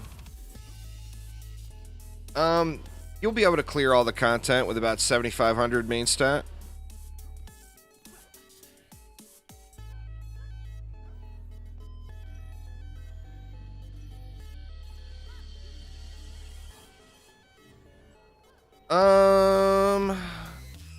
You know, I don't know that one there, Seats.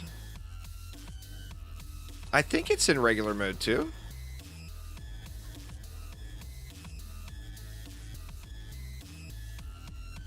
Yeah, hold S and left click is the fast sell. Did you complete the bosses? They're unlocked by killing the bosses on that difficulty. Yep, Aramir already built over here.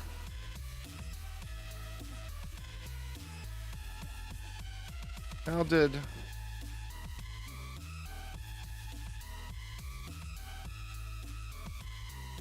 Huh. We got some multiplayer bug going on. Or somebody's using a striking? No? That was so weird. The way the auras were displaying across the map. There's definitely some janky netcode in DDA. Every Dungeon Defenders game has had it. DD1 got fixed. Oh, he was on a striking. All right, that explains it. I thought it was. Oh no, you feel free to use your striking. I just thought it was the janky netcode doing something funny. In DD1, it was fixed. I believe it was fixed by the community development team.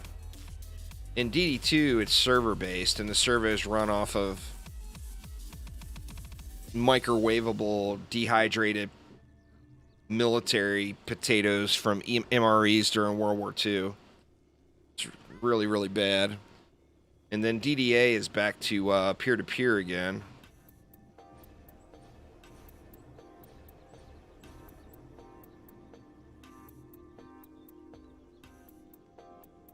Boots dropped the 390 ups, 4 stats, plus power and rate. That's good stuff. They're MD Gamer. 70 runs. Oof. Youch. That sounds about right, to be honest with you. As big of a youch as that is, that sounds about right. I mean, it's a game about farming rare loot, right? I've probably got over 1,000 runs into King's Game in DD1, and I still don't have a god tier piece, or the dice pet that I'm looking for. Now, if I put the tree up here, it's going to get beat up. I put the beam a little bit too far back, I think.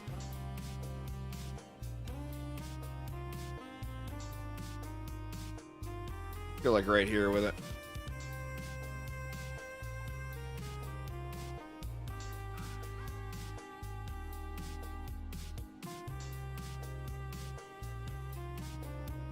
Being run on Windows 95. That's, I mean, they're terabad. You know, it doesn't even matter what your connection is. You got a crazy good connection? Great. Watch Netflix. Because playing DD2, you get no advantage for your crazy connection. It's quite awful.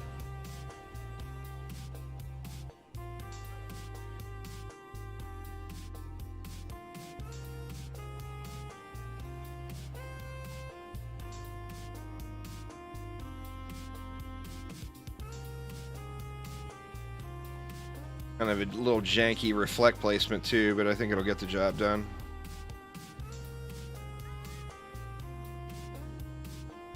Used up all your luck that day. I know exactly how that feels, MD.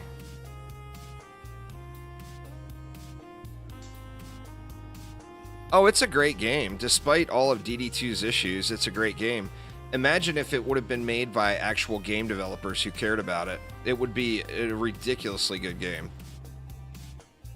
But, I mean, it's still fun despite all of its issues, you know?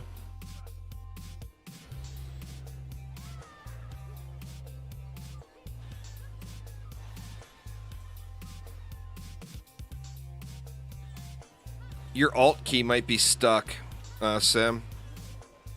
Because, yeah, Alt H hides the hub. Or hides the UI. What's going on there, Erdy? Somebody tell Drinking Ninja to refresh. Because I think he might be way behind on the stream. But the slap fights are awesome.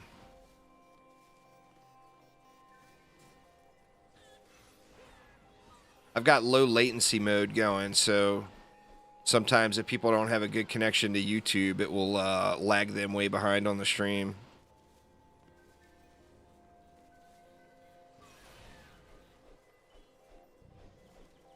Exotic Muffin! What's up, what's up?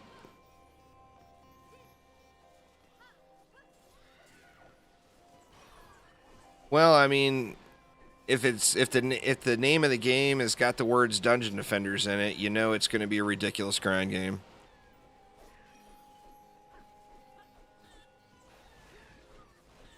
The power turns off and your dog is barking? Oh man, I better look outside.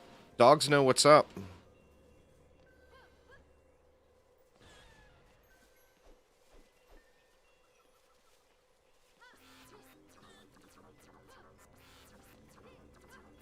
Oh yeah, if you've taken a year break, there is a lot of stuff to do. You're gonna get confused by some stuff, but you're gonna have a good time.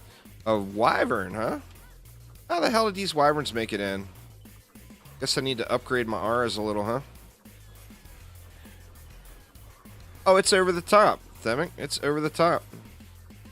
And to think, it used to not be guaranteed at all. You could need 1,000 of them to get a 10 out of 10 roll. It's a free-to-play game. I mean, what more can you say? There's so few free-to-play games with a good business model, and DD2 is not one of them. It's a free-to-play game with a bad business model. They do their best to make the convenience of spending money so great. You know? Bracers are a guaranteed drop from the throne room, and they're random drops from any chest, any survival wave or victory chest, but they're guaranteed on the throne room.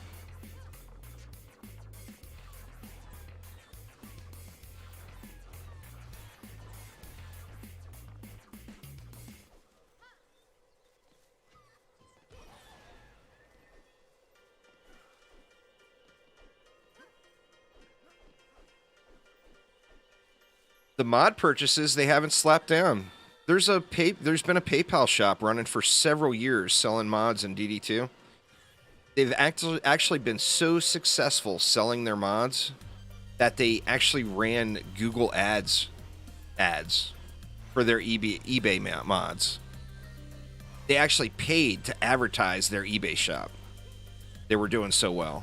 And Chromatic has been aware of it since before they were even Chromatic, and they haven't done anything to change it.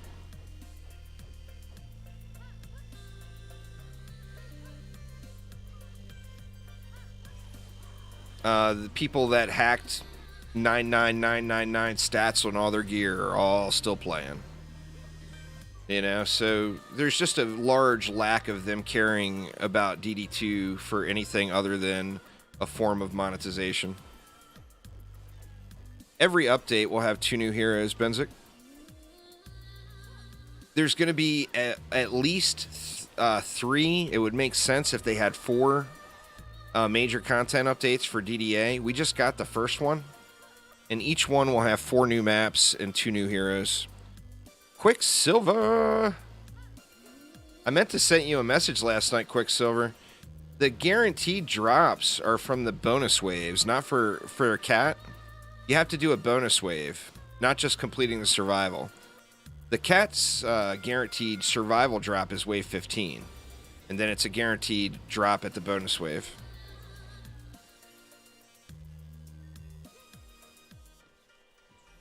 Oh, the Squire's towers need to be reworked, no doubt. Everybody knows it. There's not one person out there that I'm aware of that's happy with the Squire towers and their current setup. I mean, they need love. The Squire as a DPS character is ridiculous, but as a builder, it needs massive love. I don't even know what the answer to it is. I mean, harpoons, obviously the speed caps are not changing, so harpoons need to hit harder. The problem with them is I think the reason they're probably reluctant is to make harpoons hit harder is because they pierce. And if they hit too hard, it's going to be way OP. That's never going to happen because of the Nintendo Switch, though, Shin. is the thing. It's got to be the same game on all platforms, you know, and they can't have that with the Switch in the mix. Which, I mean, I was glad that they were honest. Projectile speed would probably help, and just more damage. I mean, just their damage output doesn't compare to other towers. And the mentality behind that is it's technically an AoE defense since it pierces. But if they can't kill a single target, then they're just not going to get the job done, you know?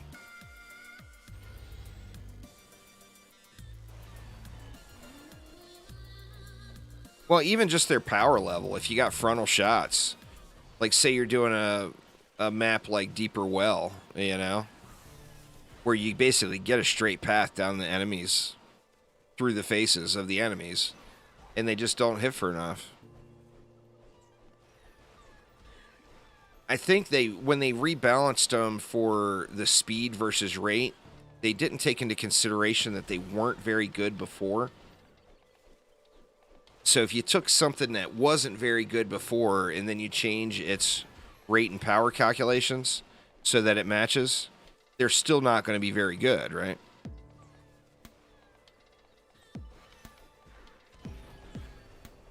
Oh, well, I mean, that's a good question there, Themic. I think the most obvious answer is they want people to be excited about the new additions they added in. I think every new character that comes in is going to be really strong. They want people to be excited about it, you know? For your cobalt at me, mister? Nope.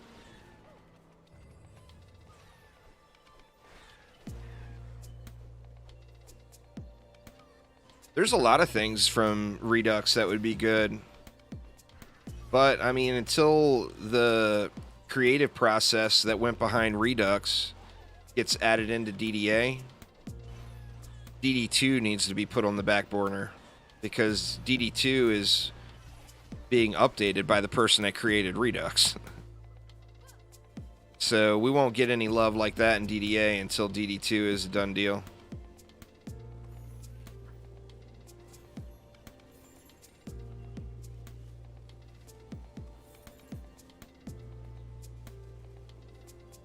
Yeah, if you get flagged for playing with hackers.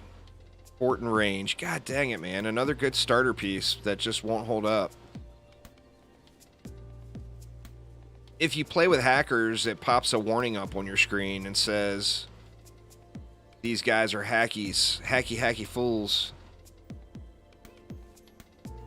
You just don't want to... If you get a message pop up, the best safe thing to do is go into your options, go to gameplay, and scroll down, and right here... check auto reject hacker prompts. This will never put you in a map. If you have this checked, you will never accidentally click yes and join a map with a hacker. It will auto reject them for you. And then you never have to worry about it. So if somebody hits if it pops up that hacker flag and you join their game, it's going to flag you as a hacker because you knowingly joined their game.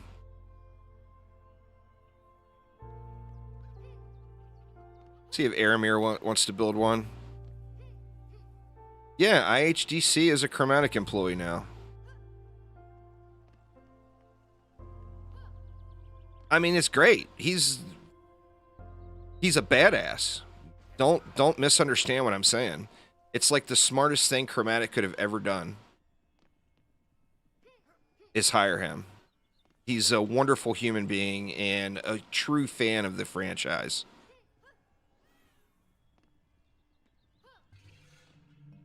No, I think they learned their lesson with free-to-play games with DD2.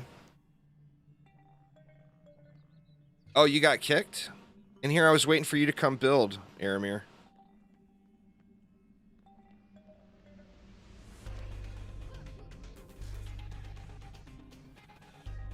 Oh, he's an awesome person. I talk to him all the time. I mean, besides just being a big Dungeon Defenders fan and a very good designer, he's a fan of he's a good person, you know? He's somebody you could go have lunch with and have a completely enjoyable experience. If he came to visit me, I'd buy him a beer. Oh, it is so far away from that. Bark Bark, I have zero guesses.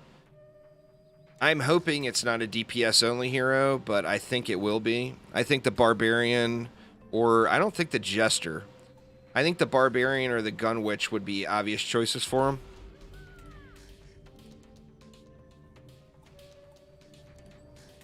But I'm really hoping they don't do a DPS only character and they give us more towers. But that's just me personally. Well, the Abyss Lord is a janky ripoff of the Summoner, and they've already said the Summoner's not coming. So if they put the Abyss Lord in, it's only going to lead to disappointment.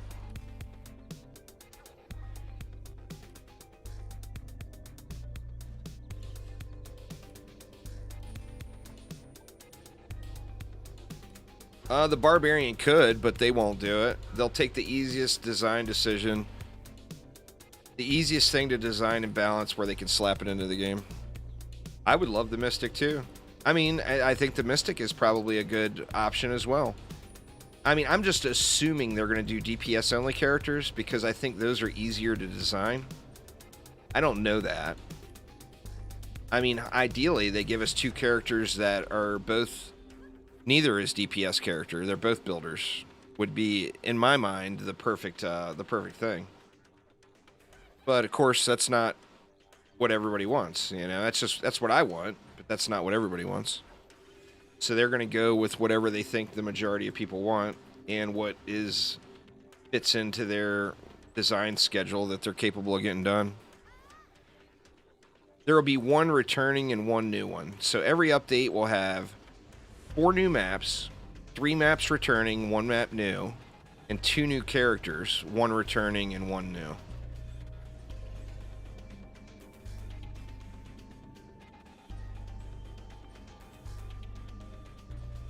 And I mean, I'm hoping they come relatively quickly, right?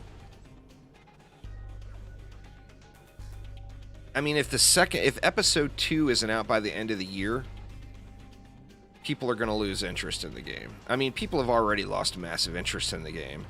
They need to do more promotions like that free play weekend they just did. That was good shit. They need to do more of that.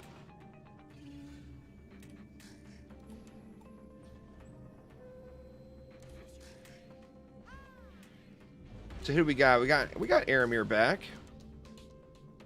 Chaotic Nub. Is that your profile picture? That's a wonderful profile picture.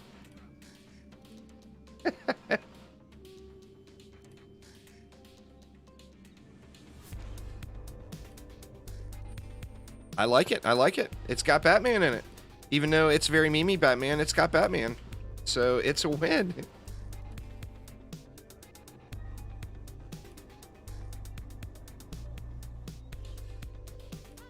The free weekend was a smart decision. I mean, you got a game that's got some bad reviews. It's got, you know, a lot of... One thing about the Dungeon Defenders community in a whole is we are all very passionate about our Dungeon Defenders. We all are very, very much into the game. With that in mind, we are about the harshest critics that a developer could ever ask for. So they get the best of both worlds. They get a dedicated community that absolutely loves their game, and they get people that will scream to no end and bitch relentlessly and be extremely harsh if there's something they don't like. So there's a lot of haters out there with DDA right now. DD2, dedicated DD2 fans are pissed because they feel like Chromatic abandoned DD2. And they're not grasping the fact that DD2 was not their game to begin with, and what they're doing is keeping it alive. That was not their game design. It was a game design from a venture capital firm, and Chromatic is just here to keep it alive. So, I mean, they get a lot of hate. DDA gets a lot of hate, and it's a good game. It's well worth full price. Well, dedicated Summoner fans have been pissed ever since the Abyss Lord showed up in DD2. And Blacksmith did that terrible interview. that everybody ended up seeing. Basically talking about how he was able to manipulate the community by naming it the Abyss Lord. We aren't fooled. I've been doing it on live streams quick. I didn't really make a video of it. I'll do it after this run for anyone who hasn't seen it.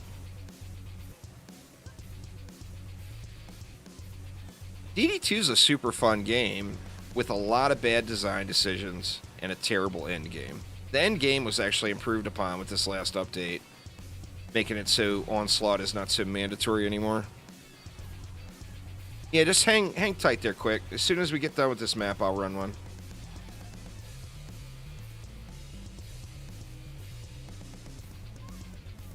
I did it a bunch of times on the live stream, but I'll do it and go through the explanation and everything here in just a sec.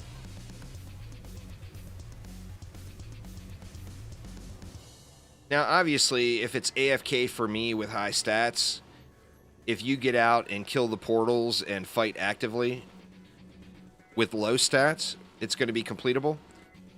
You're going to require a little bit of stat to sit there and chill, you know?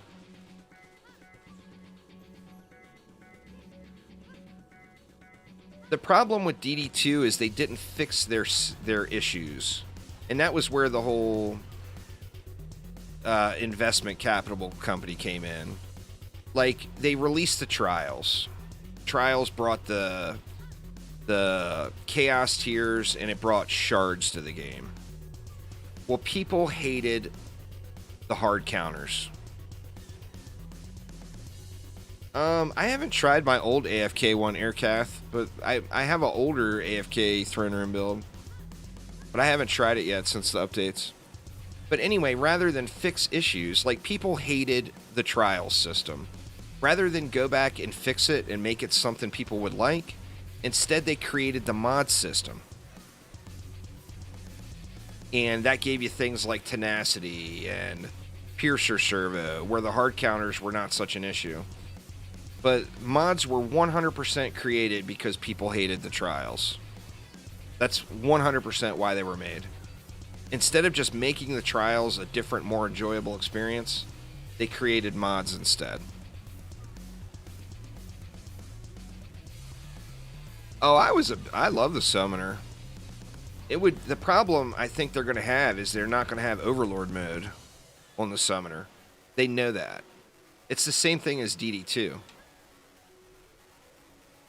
They couldn't find a way to balance Overlord mode. So instead of just not bringing the Summoner to DD2, they gave us the Abyss Lord instead. Which, you know, for a DD1 Summoner fan, that's completely disappointing. Oh, the update's fine. I got no problem with it quick. I think that they're doing a little bit more... As far as the changes to the Warden, those are kind of a non-issue. But I do think that, like, they had an issue in the game where bosses were hitting too hard. And once again, rather than just make it so the bosses didn't hit as hard, so you go in, you turn down some numbers, and you make it so the boss doesn't hit so hard, they put in systems to have us reduce damage. You know, like the healing aura, the fusion healing aura, and the accessories, the passives on accessories for all the healing. I think they're stuck a little bit in the old ways of DD2 in that area, and that is, the problem is real apparent. Bosses are hitting at people too hard. So turn down the boss damage, right? Isn't that like the easiest fix? But instead of just doing what would be the simple fix, they create an entire new system to address the problem.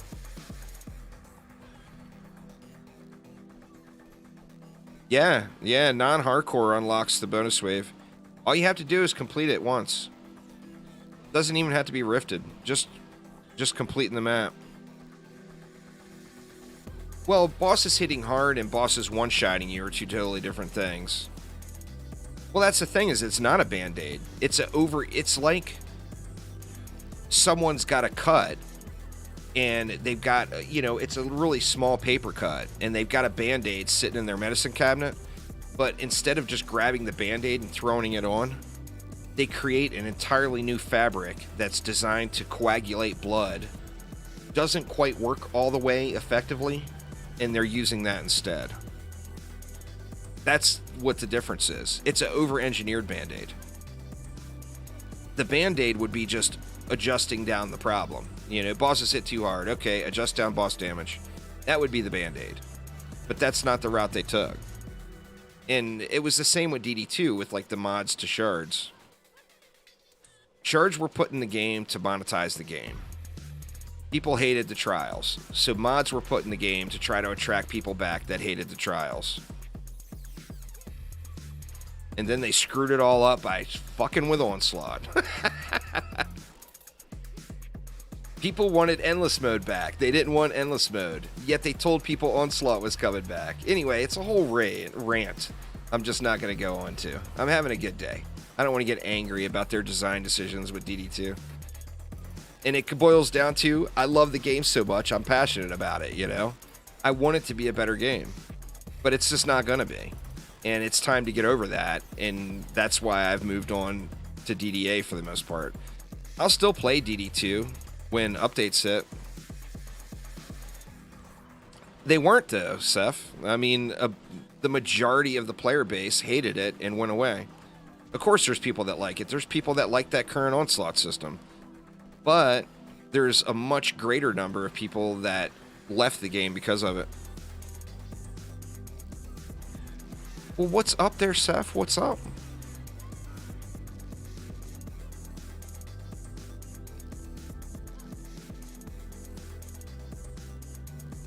The old Onslaught, people loved it. And people wanted it back, and that's not what they gave us.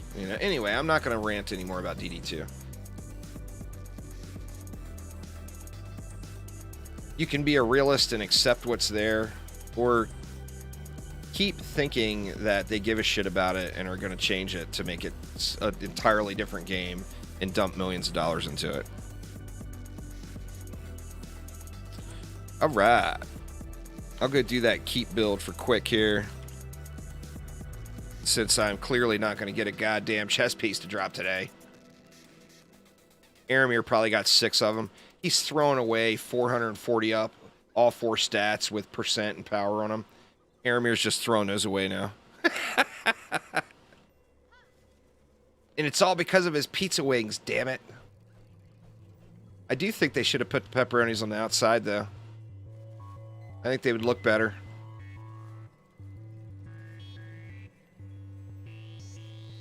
I don't know. What do you guys think? Pepperonis on the inside or pepperonis on the outside?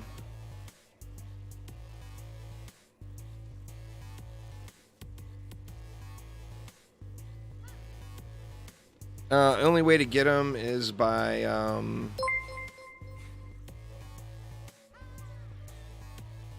you go and bounce out the title and then come back in. Technically, that is the outside. Well, I want them on the inside then. Both sides and stuffed crust. Now you're talking. That is the most evil thing I've ever heard you say, Shin. Fruity pizza's no good. Stay away from fruity pizza.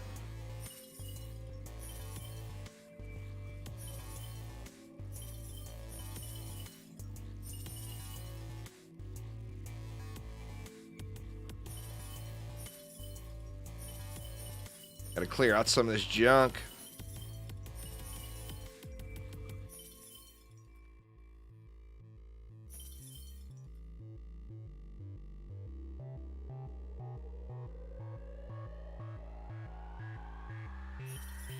All right.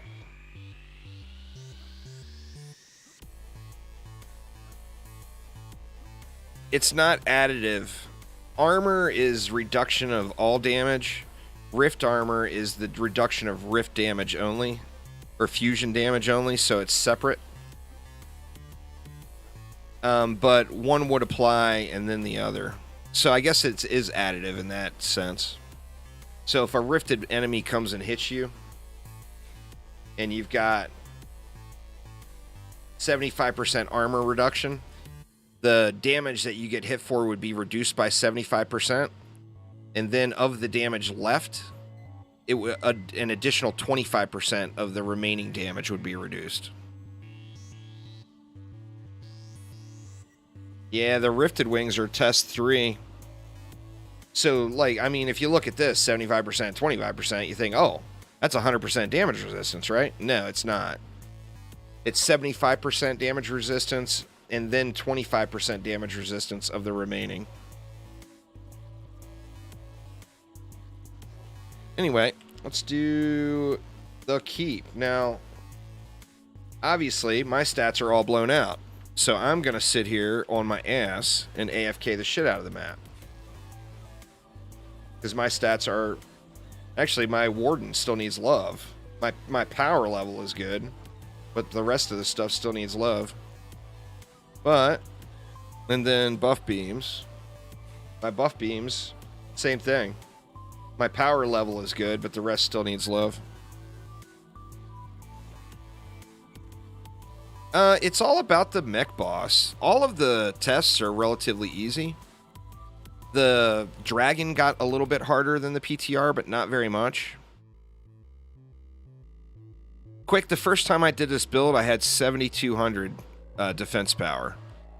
So, like I said, my stats are all blown out. I'm not going to do anything, though, except fight the boss. If you play the map, kill all the portals, assist any lanes that are getting pressed, and the build will still work for you with 7,000 stats. When I first started doing this build, I was doing it on a rogue, and I was running around shooting everything. So I was killing the portals, any of the copter ogres that pushed in, I assisted with, etc., etc. But with stats comes convenience, you know?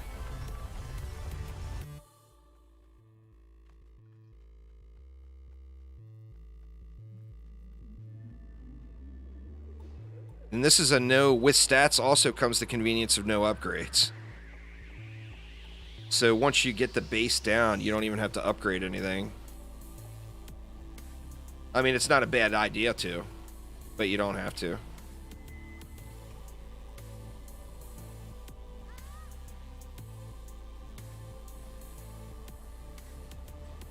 So we go 6 wisps, ensnare and electric down there, of course. Each wisp, we're going to throw 2 upgrades on.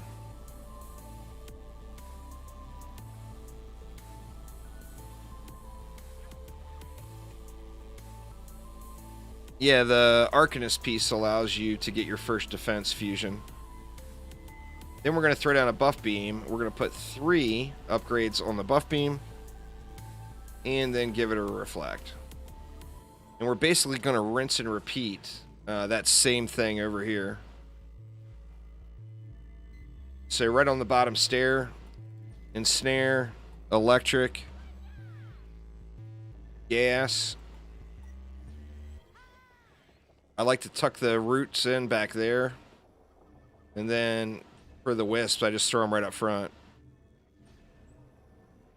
I got them a little wonky. That first one a little wonky. And then same thing here. 2 upgrades on all the wisps. We're going to do the back 3.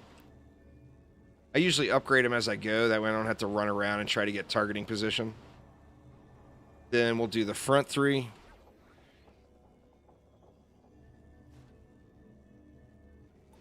Overclock beam. 3 upgrades on it. And a 1DU reflect beam. Well, yeah, it's changed from the first one. The first build I did, I tried it to make it more convenient. Then we're going to come up top here by this portal. This is the AFK for the back side here. It doesn't matter if the mobs are coming out of this portal or that door. It's essentially the exact same. Then we're going to throw a overclock beam here. We're going to go 2 ups on this and 1 up on that. And we're going to come down here to the top stair. Where you place these auras, you just want to be so that you're clipping up here where you can get a buff beam on them. So depending on what your range is where you would want to place those. And same thing with these gas traps. You want the target area of the gas trap to be at the door. Over here, you want the target area of the gas trap to be just above the top stair. So depending on your range, that's where you would place them.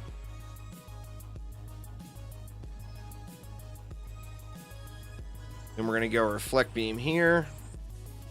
And we're reflect beam here. Oh, and then I forgot to upgrade one up into that electric aura.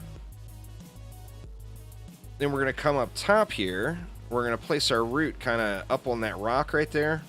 And then we're going to go 7 wisps. We're going to go 3 and then a 7th one. We're still able with that to get down a 3DU buff beam to cover it all. And it also hits our auras down below. And then a reflect beam. And then I'm going to spam all of the ups I can into this overclock beam. And then we've got 800 left. We're just going to go 100 on each of the wisps.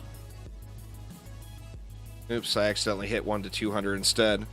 And then I'm going to hop on my Warden. I'm going to pop Corrupt Form and hit G, and I'm just going to chillax it out.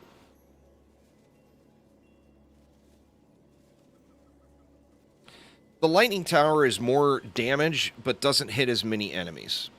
So, I mean, by all means, use the Lightning Tower if you like the Lightning Tower. I don't use the Lightning Tower. For one, it doesn't do as much overall damage over the course of the map. The Electric Aura just hits way, way more enemies.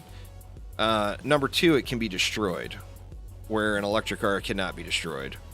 So that's why I prefer the EA, but the Lightning Tower works great.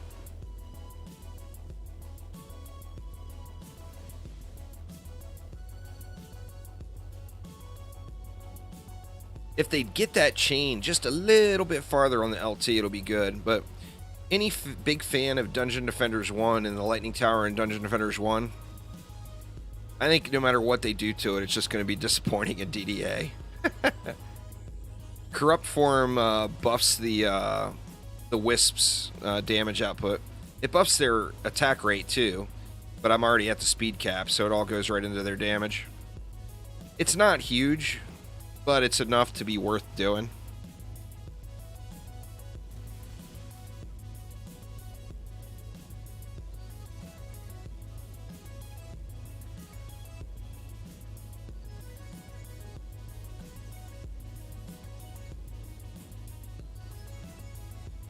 And like I said, it's a good idea to run around and collect mana.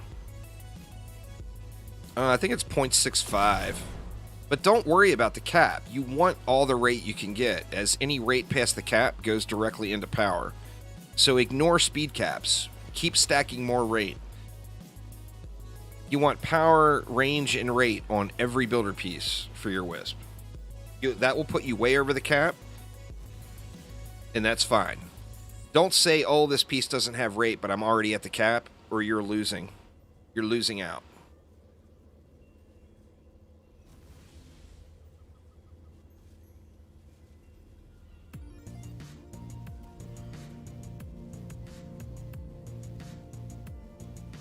So yeah, you just chillax it out. Now, you know, I wasted an entire wave's worth of mana. The smarter thing to do would be to run around and pick up the mana and kill the portals and whatnot, because you're going to get drops. And that's what it's all about, right? Getting more loot.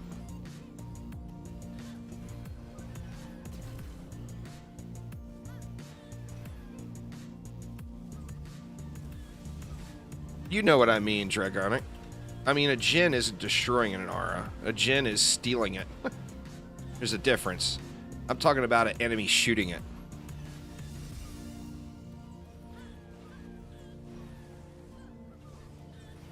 Anything can destroy a LT.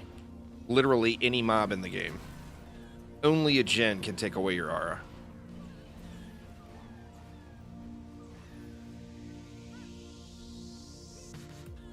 It's because you're already at the speed cap, Vindicent, and it goes directly into power. If you lower down to below the speed cap and you pop Corrupt, You see it does give you rate then. You can't go over the speed caps, y'all. But everything over the speed caps goes directly into power. The speed caps are super low. Yeah. I don't even know what it's at, David, but it's nowhere near 6K. It's way, way lower than that. I'm guessing it's probably in the 3,000 range.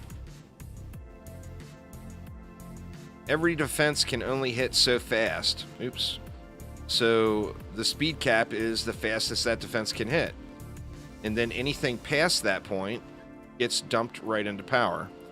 So never ever ignore rate. Ignore the speed cap completely and get rate on every piece is the smartest thing to do.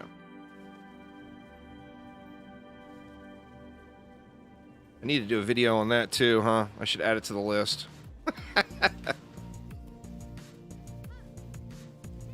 Yeah, just stack all the stats you can get. Well, I mean, it may have been removed then and just dumped right into power. It's a non-issue. If you go into Wrath form, you do more damage. That's what you want, right? So I personally don't care where it comes from, as long as I do more damage. Watch, I'll show you. Non-Wrath form, they're hitting for 2.1 starting. Actually, there was a 1.98 in there. There was a 1.98 and a 2.014. But if I go into Wrath form,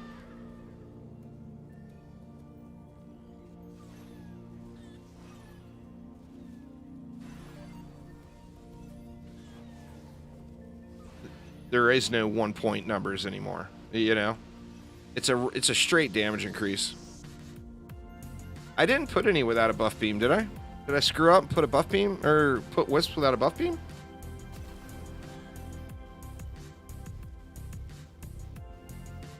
You have to get 10 mana regen per second on your accessories added together, Seth. And that gets you. Oh, I was like, oh shit, what'd I do? I try not to place anything that's a damaging defense without putting it on a buff beam.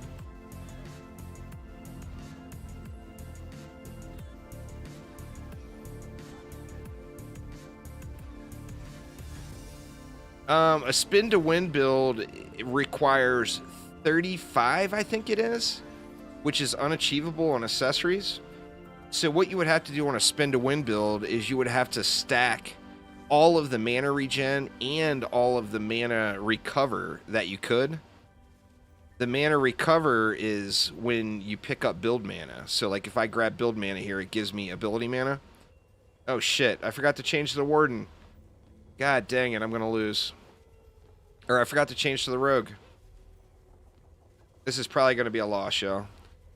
This Warden is set up for AFKs. It's not set up for DPS at all. It's quite unfortunate. I'll try, but I think it's gonna go bad.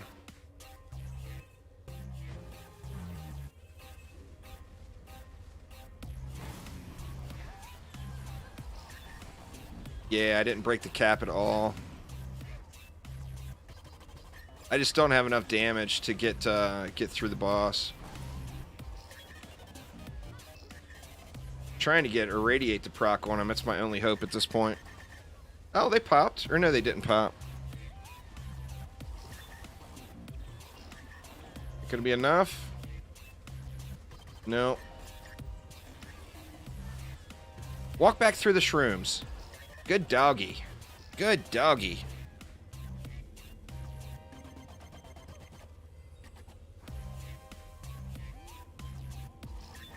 You little puppy dog.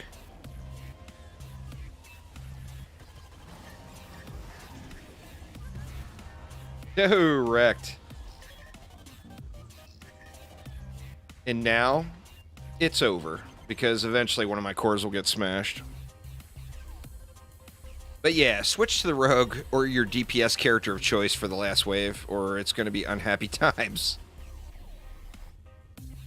See how long I last, though.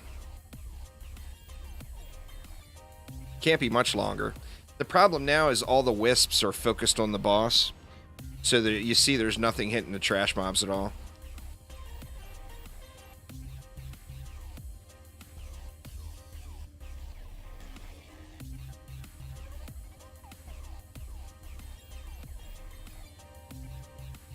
Come on, little wisps. Go, go, go. Oh, he reset. All right. Yeah, so it's a lose. Ogre, gonna make it? See, now I just have no way to trigger it. So it's just a matter of time before I lose. But that is the build. Just with derp. Now with more derp. I'll do it again and I'll actually switch this time. Or I'll do it again and play it how I think you should play it. But now there's nothing to break the shield, so... I mean, how long will it run before it fails, though? It's been going a really long time. I mean, I'm kind of surprised, to be honest. Will the boss time out? That would be a win, right?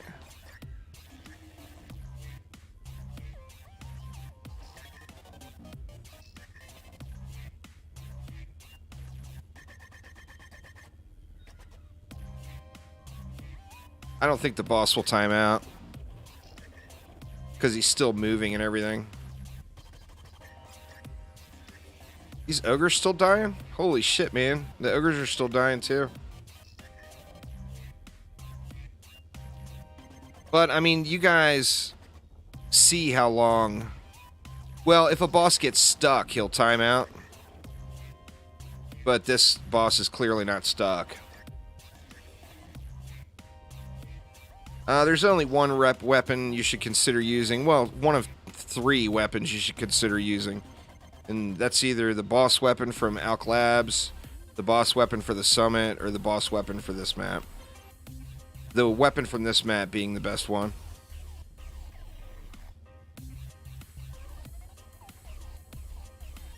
Yeah, he's not going to time out. I'm surprised it's still running, though. I thought for sure it would have gotten overrun by now.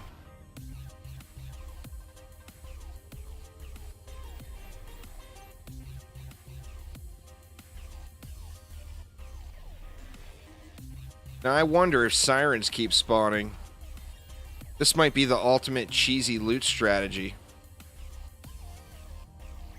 They sit here and pop sirens all day. I wonder how much the gold per hour would be. Anyway, you guys are all tired of looking at this, so I'm just going to restart it.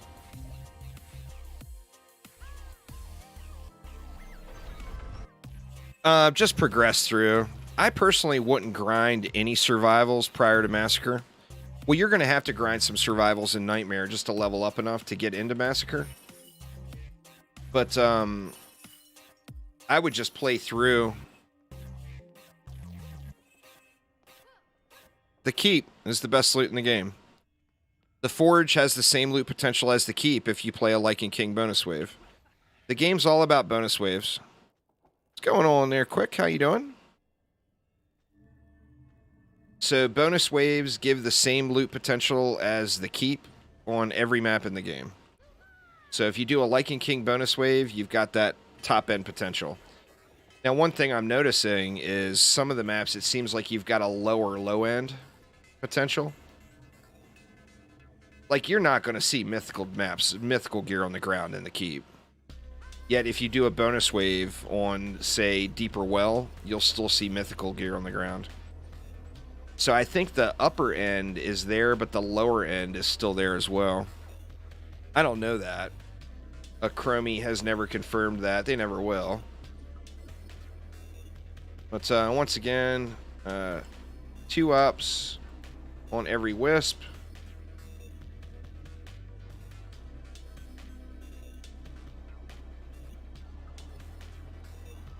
Three ups on your beam.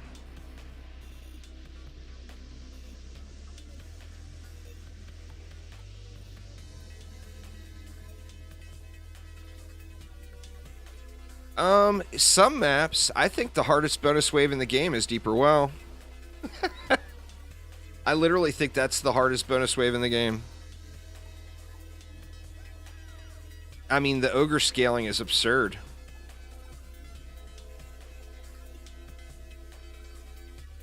I think it does too. I think it's trying to adjust the difficulty so that the overall experience is the same difficulty level as the keep. I mean, I don't know. I don't know exactly how they did it.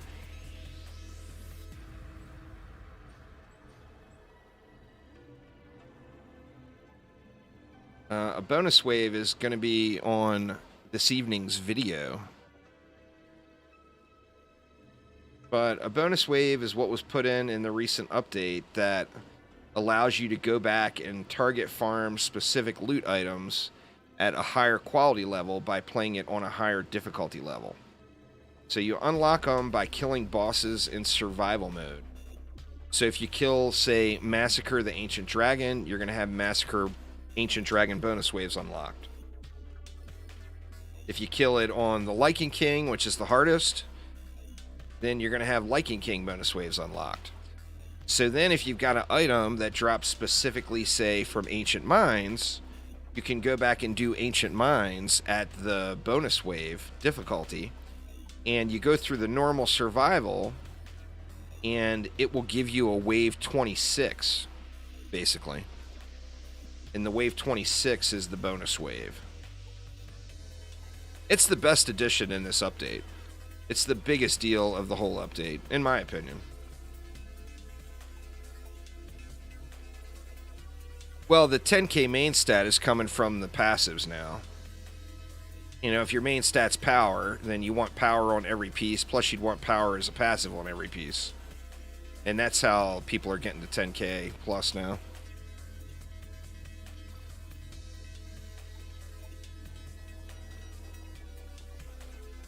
Yeah, there's something seriously wrong with it.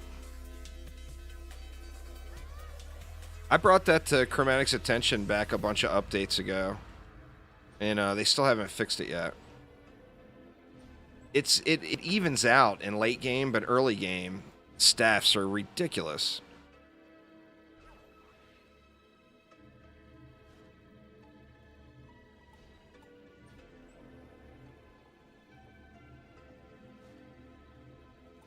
All right, so take that last build and throw it away.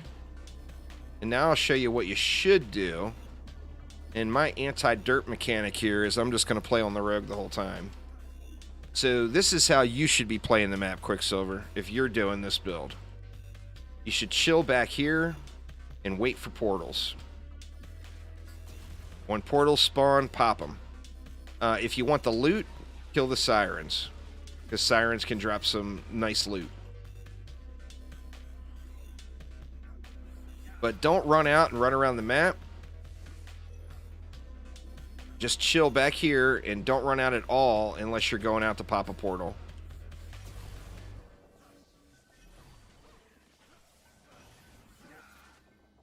And then after you get the portal pop that you did run out for, just run back on inside and chill back here where you were and just pew at things. The next episode, actually, I might get that up because I've already got the next episode recorded. The next episode is Insane Survival at level 15. David, I can't remember what I made it to. I think I only made it to wave 12 maybe. But yeah, 5th map ever, Insane Survival.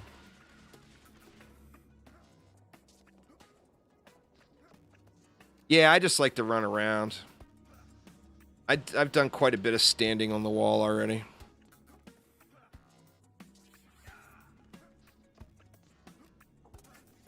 The rogue's got all this awesome mobility, you know?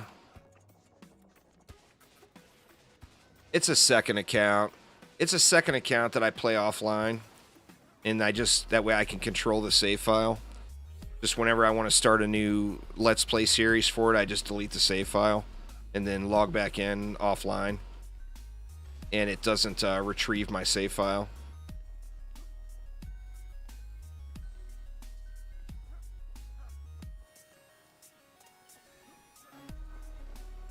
It's an account I don't care about.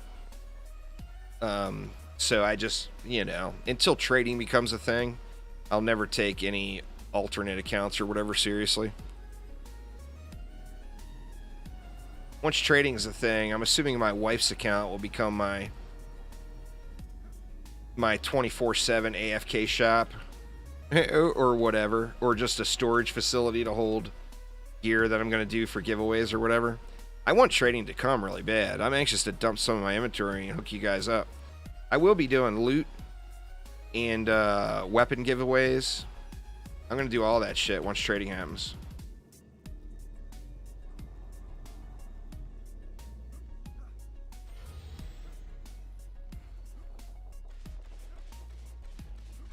Tried to start new, but you were always cheating.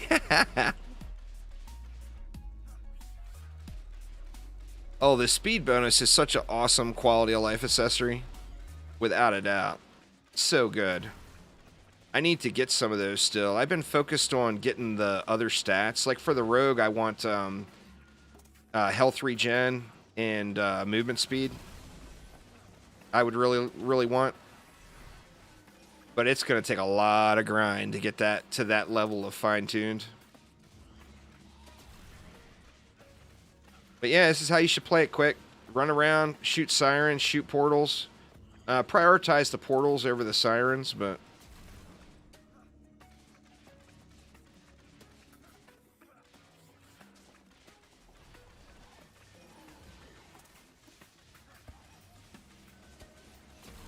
the safest thing to do is to stay in the back area here and only come out to pop a portal.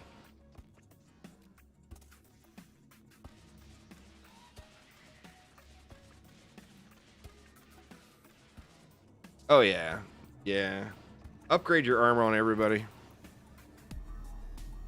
The rogue benefits from the builder stats for the first 3 items. So, like on a rogue, you never want to use anything but either ancient, guard, or militia gear, as that's the first 3 defenses.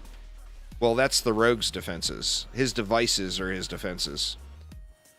So by wearing an Arcanist helmet and a militia set, I've got my arcing device as fusion and my inferno device as fusion.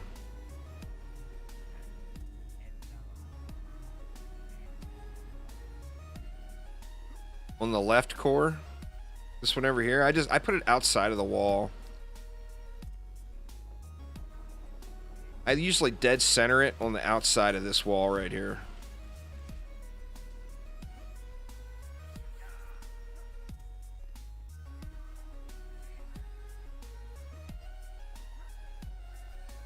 Move it around though. You want to make sure that it's going to get triggered. Like the effective range will be big, but you want to make sure it's going to get triggered. So depending on your range, you know, like I've got it set here in the middle because mobs on this path can trigger it, mobs on this path can trigger it, and mobs on this path can trigger it.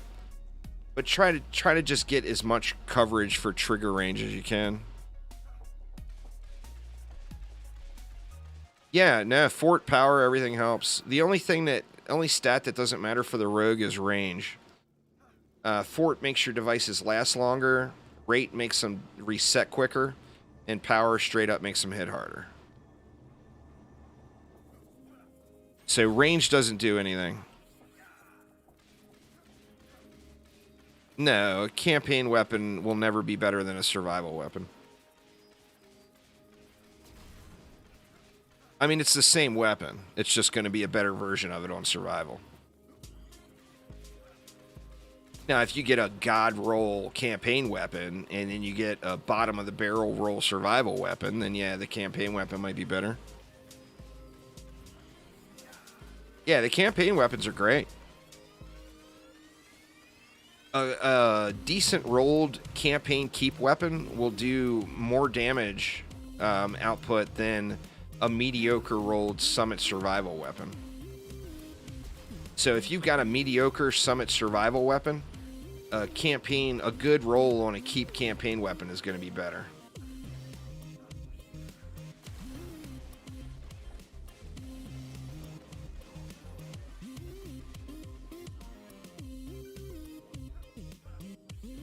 Oh, did I jinx you there, Rusted Knight? Well, Well, I mean, you'll see them during the wave, but I mean by the end of the wave. Like, I don't have any. I'm all blue dots.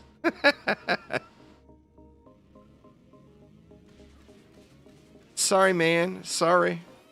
I jinxed you.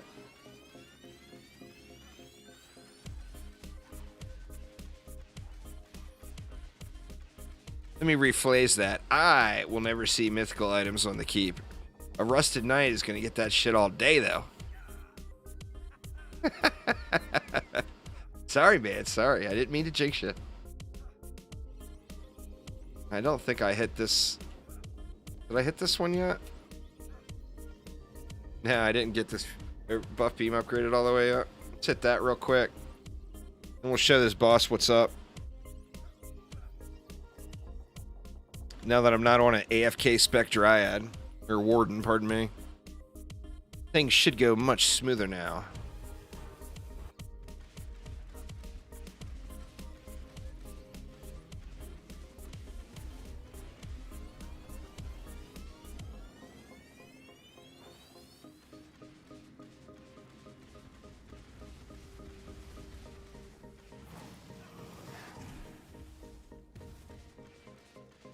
Thanks for the lift, mister. Oh, he slammed him at that time now. Got all slammy.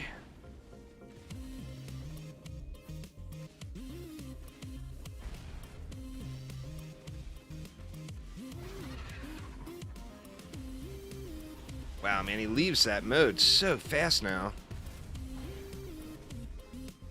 The instant pop, though. Let's go ahead and get us a little siren action.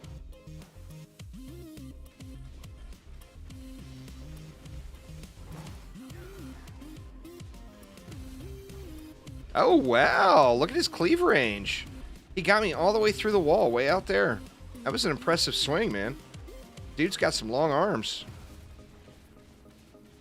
He should be an Olympic swimmer.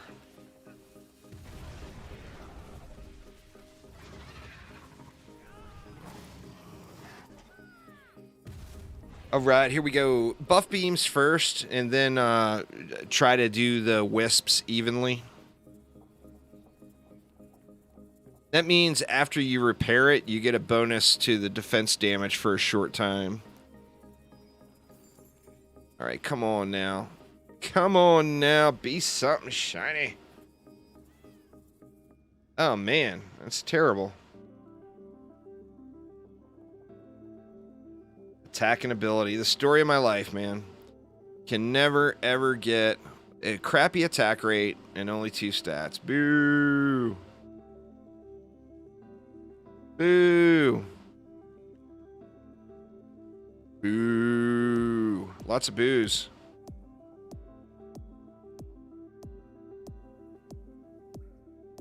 That's a decent amount of fort. Not very many upgrades and a low main stat fort roll.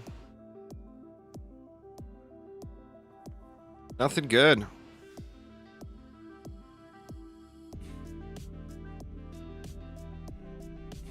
Nothing good. Now, Fortify increases the duration of your devices. The only thing that doesn't matter on a rogue is range.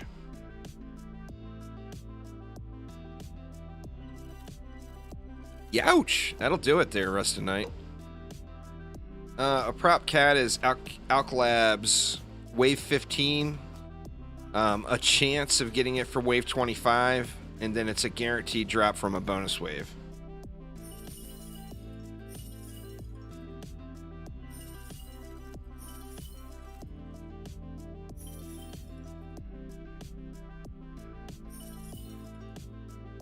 All right, let's go get some monkeys.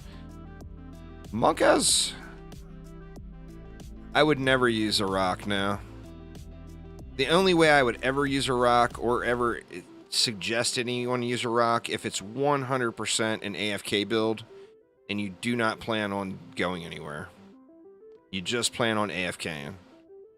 It's too big of a smack to the quality of life to ever consider using it, except in that situation.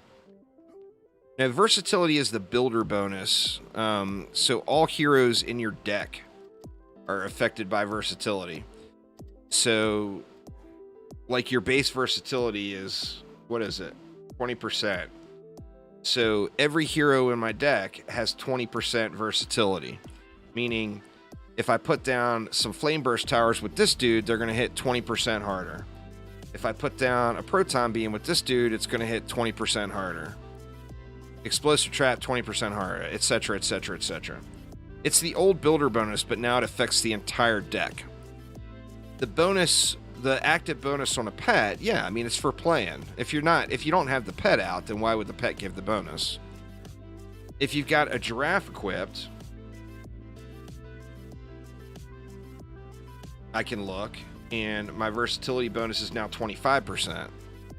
So all heroes in the deck get 25% additional damage to any towers they build. But the second I put this guy away, like if I go over to my Huntress, it's back down to 20% again, because that Giraffe is not the active pet. It's got to be the active pet. Did I really have a prop? Or no, that's the wrong. I was like, did I really have a prop cat on my rogue?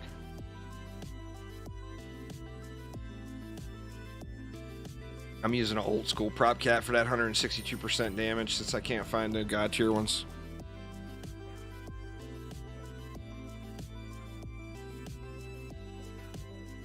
But so to take that one step further, and what's the easiest way to tell? A DST, right? Or a Flame Burst. Flame Burst will work.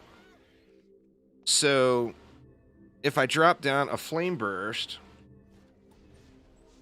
we see it's hitting for 493.2 thousand. And I'm already getting that 25 or that 20% versatility bonus. So 493,000. If I swap to my monk has got a Giraffe equipped. So my versatility bonus goes up, and it's now hitting for 513,000. See what I'm saying? So it applies to everything in your deck if it's out on your active hero. And then I swap back over, say, to my Huntress, the damage is going to drop back down because I no longer get that bonus. It's pretty cool, really. It's just a shame that they put it on those pets. If it was like a passive role that could come on, you know, well, pets don't have the passive system. But if that was a passive role that could come on any pet, I could see that being really crazy good. If you can't transmog on your rogue when you open the transmog screen, click this little gear up top and go to create. I've already got a profile created for my rogue. If it doesn't let you access anything, you just need to create a profile for it. I need to do a damn tutorial on transmogs too, because they made everything a little confusing. Now, on the rogue, you can't change the colors. The color sliders don't do anything. But I think they will eventually.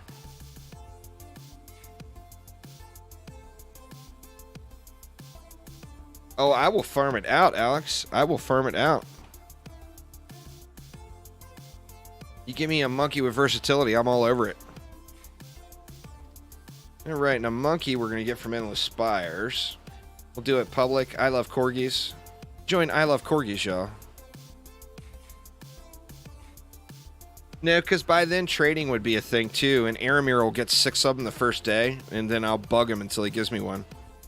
See, I got a plan, Alex. I got a plan.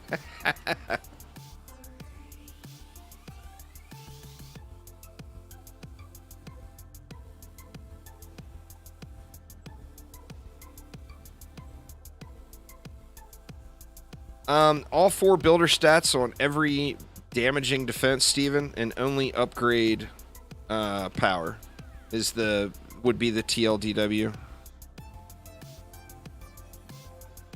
Oh yeah, Aramir will get treated like a king on that day for sure.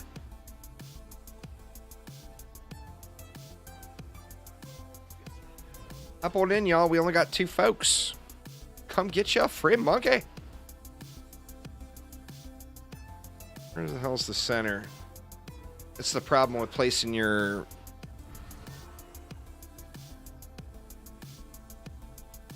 Hey, you know what? Let's go with 1. We'll just go with 1 stack. And then we'll tie it all together here.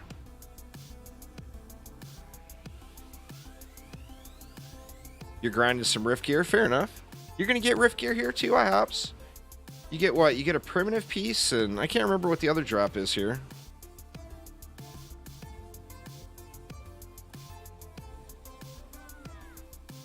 I duffed this gas trap placement a little, looks like.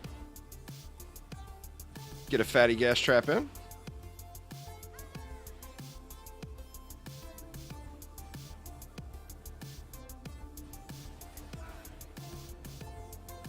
It's been too long, IHOPS. It's been too long.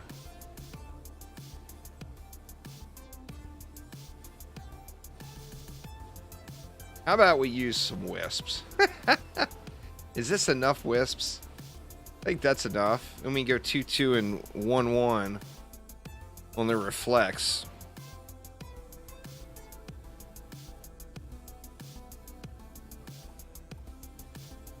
Two, 1, 2, and 1. Perfect.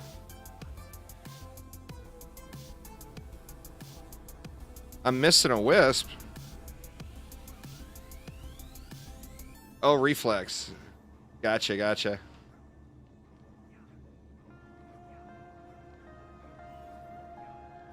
I like to put my wisps in Safetyville, safety land on this one since there's so much DU. All right.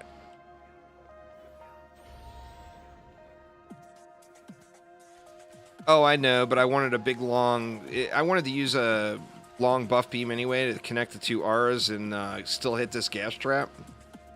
So since I'm going to use the 60U anyway, just no need to cram them all in there. No reason for it whatsoever.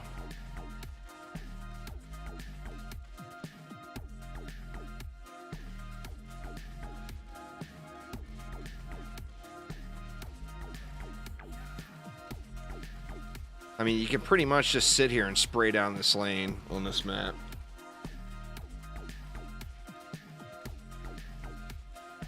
The ogres line up all nice and even for you. Traps have got an issue right now with defense rate. I think that issue needs to be resolved before traps are going to be in a usable place at all. I should be able to shoot them kobolds out of the air, don't you think? It's only fair. Gas trap, the most important stat would be range. The second most would be probably rate, and the third most would be fort. You get to the power cap super early on gas. Rate affects your reset speed. Fort affects not only its charges, but its duration as well.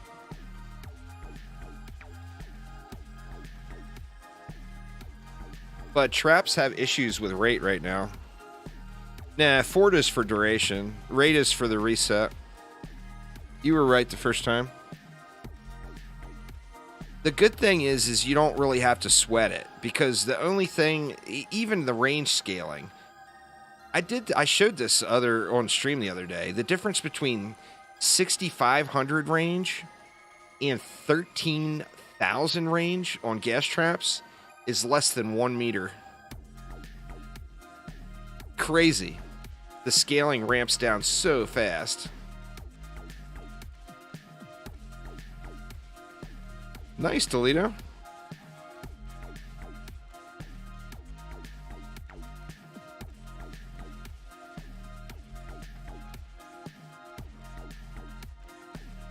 So, I mean, gas traps, just get some range, get some fort, get some rate, and call it good. But the pieces definitely do not have to be anywhere near perfect by any means. What have I got? I got stupid range on mine.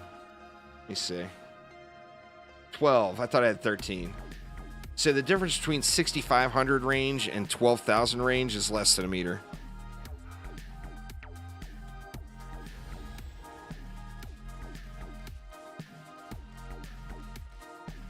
There's no power cap, Brent. Stack as much power as you can get. Or you mean for the gas traps? The gas traps you can see, or actually power doesn't affect gas traps at all. Never mind. All you got is range. I was thinking in snares. Power's not going to affect your gas traps at all.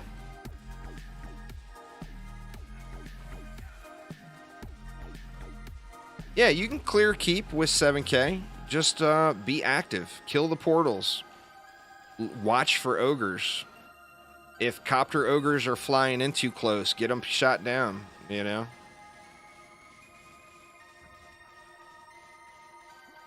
The sniper is broken OP on this map with the ogres. Because it pierces, right? So you just sit there and shoot through the whole pack.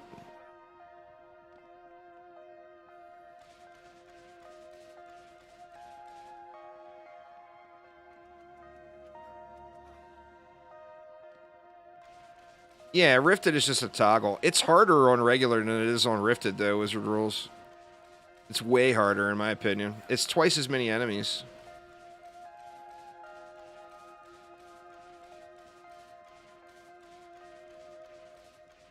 Wisp targeting seemed a little off in Pure Strat. I haven't tried any Pure Strat yet. I still got to go through and get that Pure Strat achievement. It's the bane of my existence at the moment. And you deal less damage. Why would you deal less damage in Pure Strat with your towers? Oh, you mean versus planned versus normal. Yeah. Yeah, you know, you're going to be using a fusion weapon, but normal is hard. Normal to keep is difficult.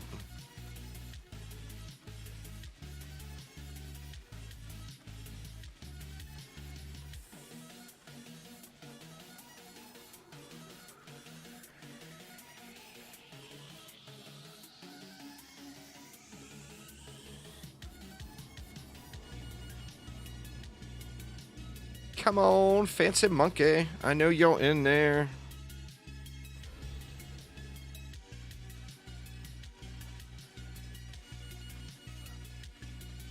Rifted is where the targeted grind comes from. The mobs by default are harder to deal with individually, but there's way less of them. I mean, once you get decked, there's less things to worry about, absolutely. But on the same note, once you get decked, you're also decked for normal mode too, because you have no elemental resistances. Nothing can come out immune to fusion damage. No siren can be immune to fusion damage.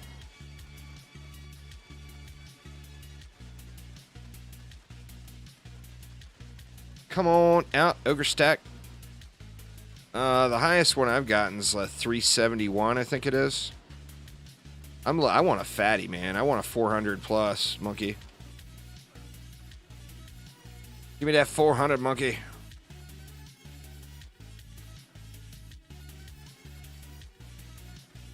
There's no power requirement. If you can't do it on Nightmare, then you can always do it on Insane. If you can't do it on Massacre, well, you can always do it on Nightmare. So there's no power requirement. It's 0.33, I want to say. Alexander? I have to look. I have to look at my monkey. My monkey.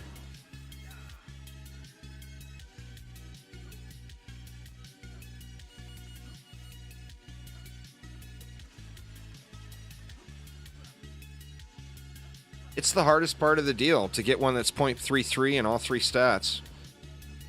It's like it feels impossible sometimes. I've done this map a lot of times. It just to get the one I have now. Actually, the one I have now isn't even 371. I was thinking another pet. I got 2 lightsabers on your screen. More netcode bugginess.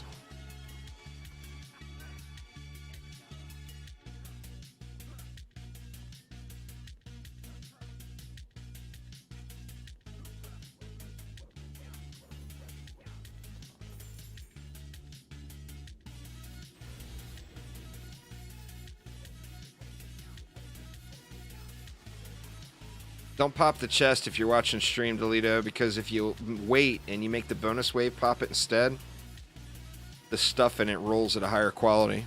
It rolls at the bonus wave quality instead of the wave 25 quality. So never pop the chest, y'all. I'm sure that's not intended, but as long as it's there, everybody needs to use it. You get 2 chances, basically, at bonus wave gear. Or bonus wave loot. Oh, you're the one who lost. It's not, nobody else was affected. You're the only one that lost out.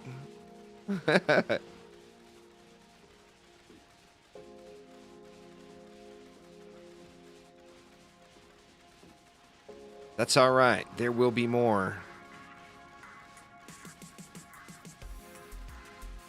Play chicken, Alex. Oh, I won already.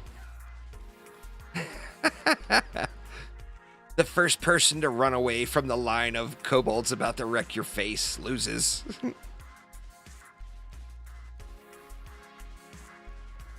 Stream delay? That's fair, that's fair.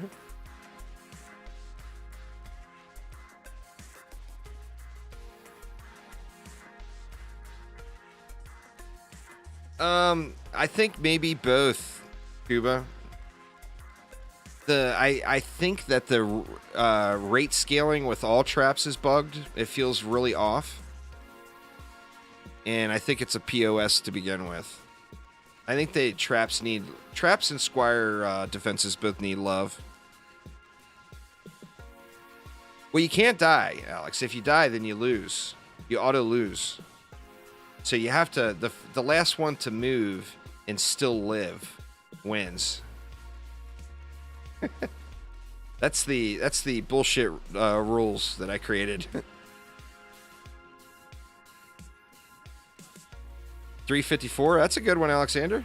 Nothing wrong with that. Corpses don't move. This is true. This is very true.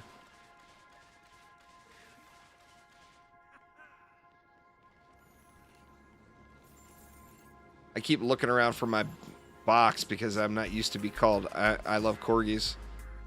0.4. So yeah, this is better than the one I have, but it's not at the speed cap. So instant trash can item.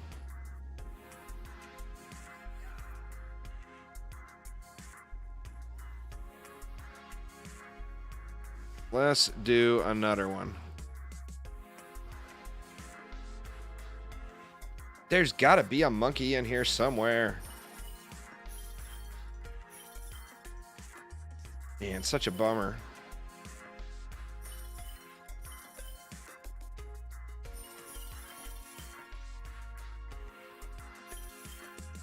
See this one. Ah, boo.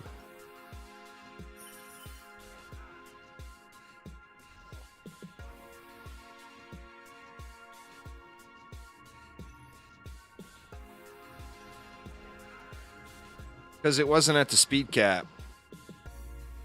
If it's not at the speed cap, it's just an instant throw it away.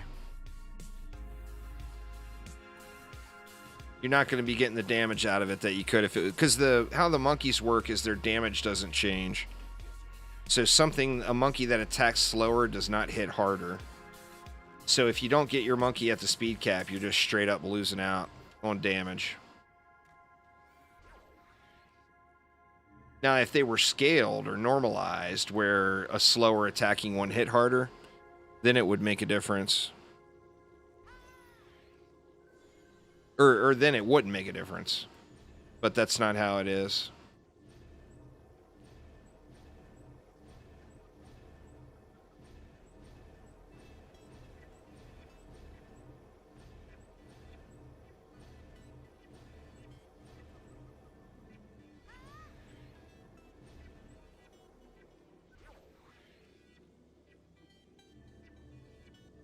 They didn't remove upgrading pet stats. You might be at the cap if you're talking about the bonus rolls, like bonus damage or the damage stat.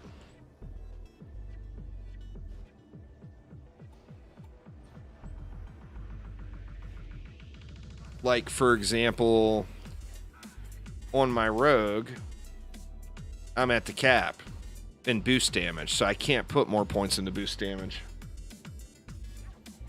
Yeah, max targets you've never been able to upgrade. Well, max targets, you could upgrade it before, but now it's a lot easier to get a max target item. So, I mean, I would say the current system as far as max targets is way better. It got changed, but now you can't roll past the caps. I mean, you couldn't roll past the caps before either.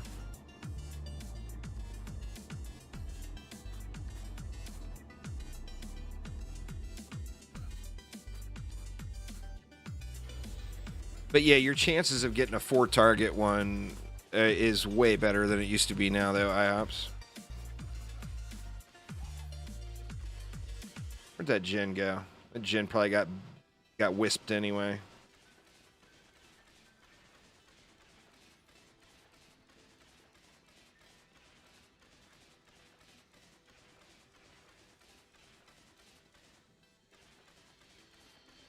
All right, Alex. Is Alex here?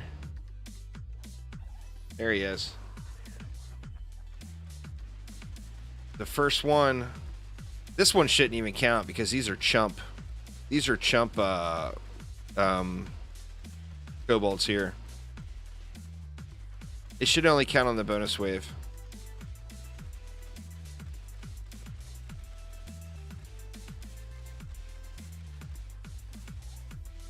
Oh! Did he die? Oh, he lived. I think Alex would. Oh, that was so close.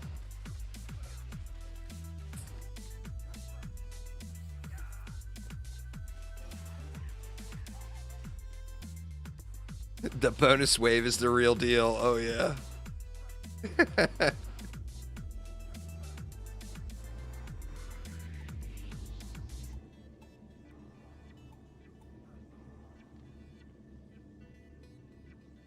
It's the funnest new minigame ever, y'all. Come farm you a Monkey King and play Rifted Cobalt Chicken with your friends. Thank you so much. I do appreciate it there, Shadow Tree. Thanks for swinging by.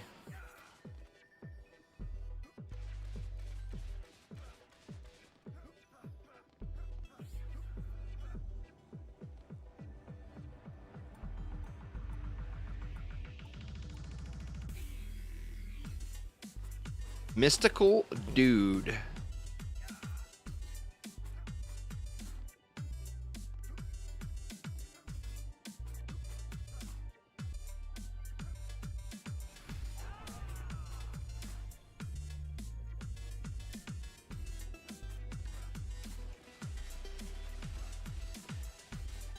I'm wondering with the rogue now how easy this challenge is going to be. Because are you going to be able to... Or no? I'm sure there's a way. You'd probably have to practice it. Be able to jump up here more efficiently on the rogue.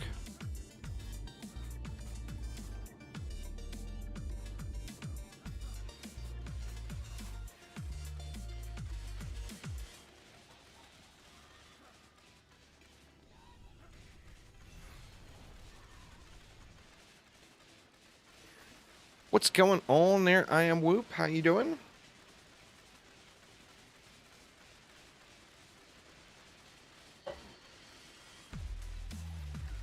All right, everybody. Toes on the line. Toes on the line.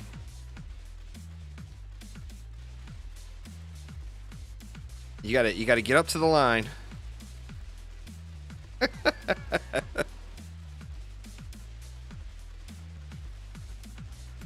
here they come. I ain't moving this time.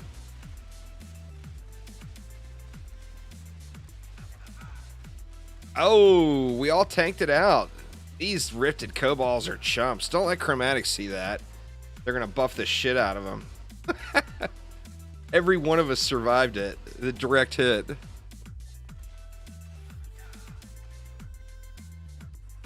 Because always include fusion means that it will always pick up fusion items. It doesn't mean that it won't pick up regular items. You have to set the tiers that you're looking for those. Loot filter video coming today, too. And I'm not going to be able to get all these videos done today. There's going to be one more video coming today. Do you guys want it to be... I ran a poll. I feel wrong about not going by the poll results. I'll try to get 2 done. If I can get 2 done, one will be a tier list, a weapon tier list for crossbows. That will be the number 1 because people voted for that in that one. And then the second will be either bonus waves or loot filter explanations.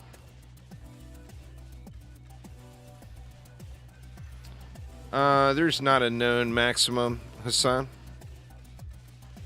No one ever will know what the maximum is. I mean, I guess it probably could be data mined, but without data mining it, no one will know.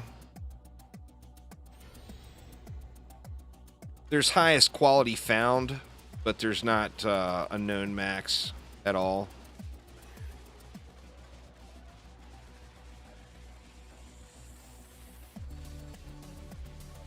Bonus waves over loot filter. I mean, I'll try to get multiples done. I'm gonna have to. We've got family coming into town on Tuesday, so I'm gonna have to get some real life stuff done before they get here. I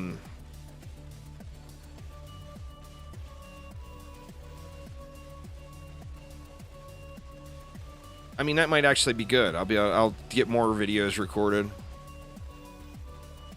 It's different for different pets. Melees are 0.33 and ranged are 0.67.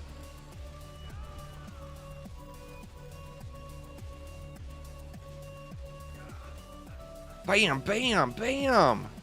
3 direct shots, and none of us died. Rifted Cobalt's too weak, y'all.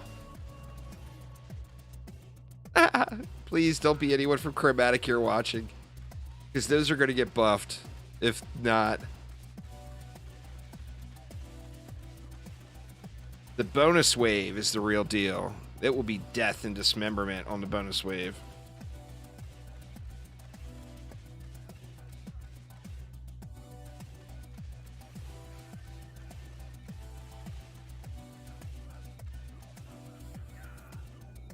What time are we even up to? Oh, it's only 2:30. I can probably get 2 videos done today.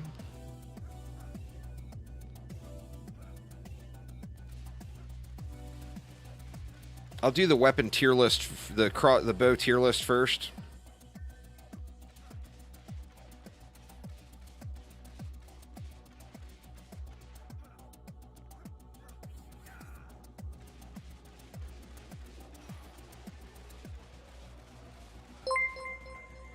Well, I mean, a Squire doesn't count. Doug, what's a super chat? Stats for Wisps is 9k and still not bringing down the Lycan King. Well, the Wisps aren't going to bring down the Lycan King. You have to do that with your DPS character. The Wisps will help, but they're not going to burn it all the way.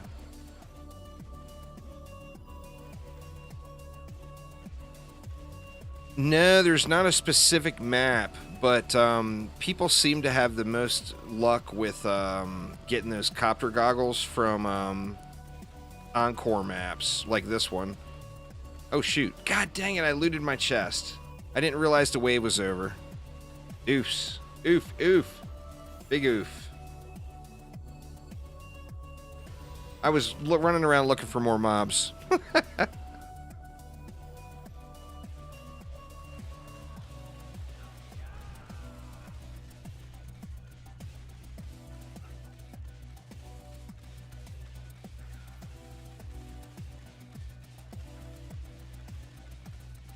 Get on in here, Slug.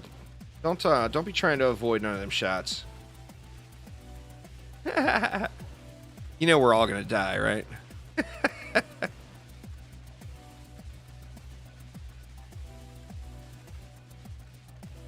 I wonder if you can swift assault through them.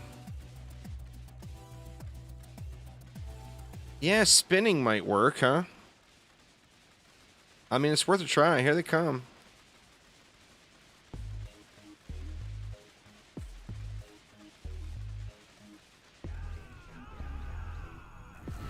Oh no.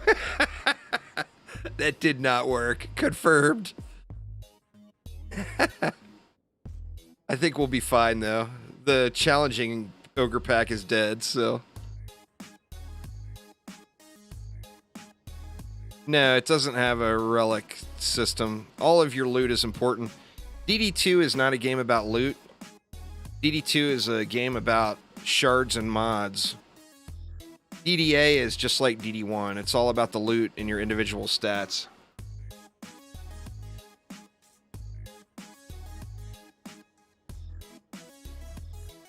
EV2 with Wolfbane. I mean, EV2 with Wolfbane will get it done. The Rogue is the best DPS, single target DPS in the game now. Well, I mean, that's debatable. The Squire has really high burst damage. But, I mean, the EV with a decent Wolfbane and a cat will be able to burn it. The problem is the EV doesn't have a boost.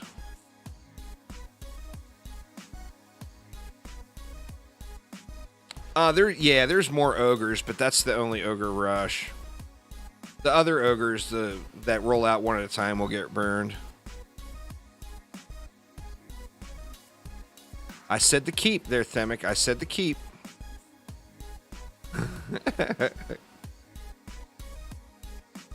Shroomies travel, but they kind of stink. They're quick.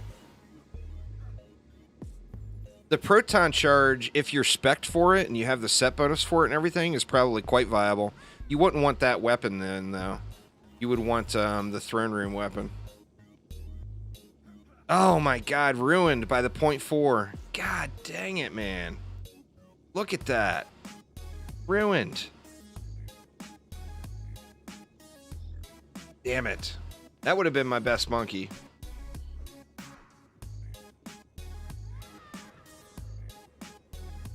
I'm looking for a better weapon. I've got that on the list, Silva. But until I get a better weapon, I don't want to do it with a shitty weapon. And that's what I've got right now.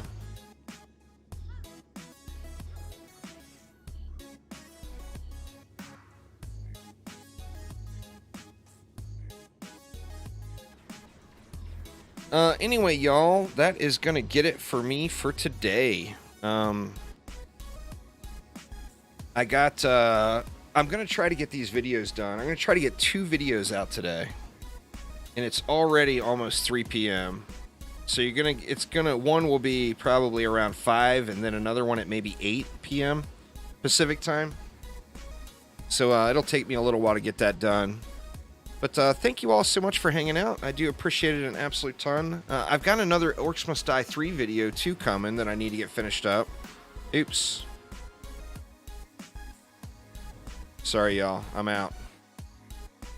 Anyway, I got another Orcs Must Die video coming up that I need to get finished. But anyway, y'all, that is going to get it for me for today. So hopefully you guys are having a great weekend, guys and girls. But I'll be grinding it out. I'll be back on late tonight. So if you're in Discord, feel free to swing on by. Because you know the grind will be intense. No doubt about it. But anyway, thanks a ton, y'all. And I will see you all soon.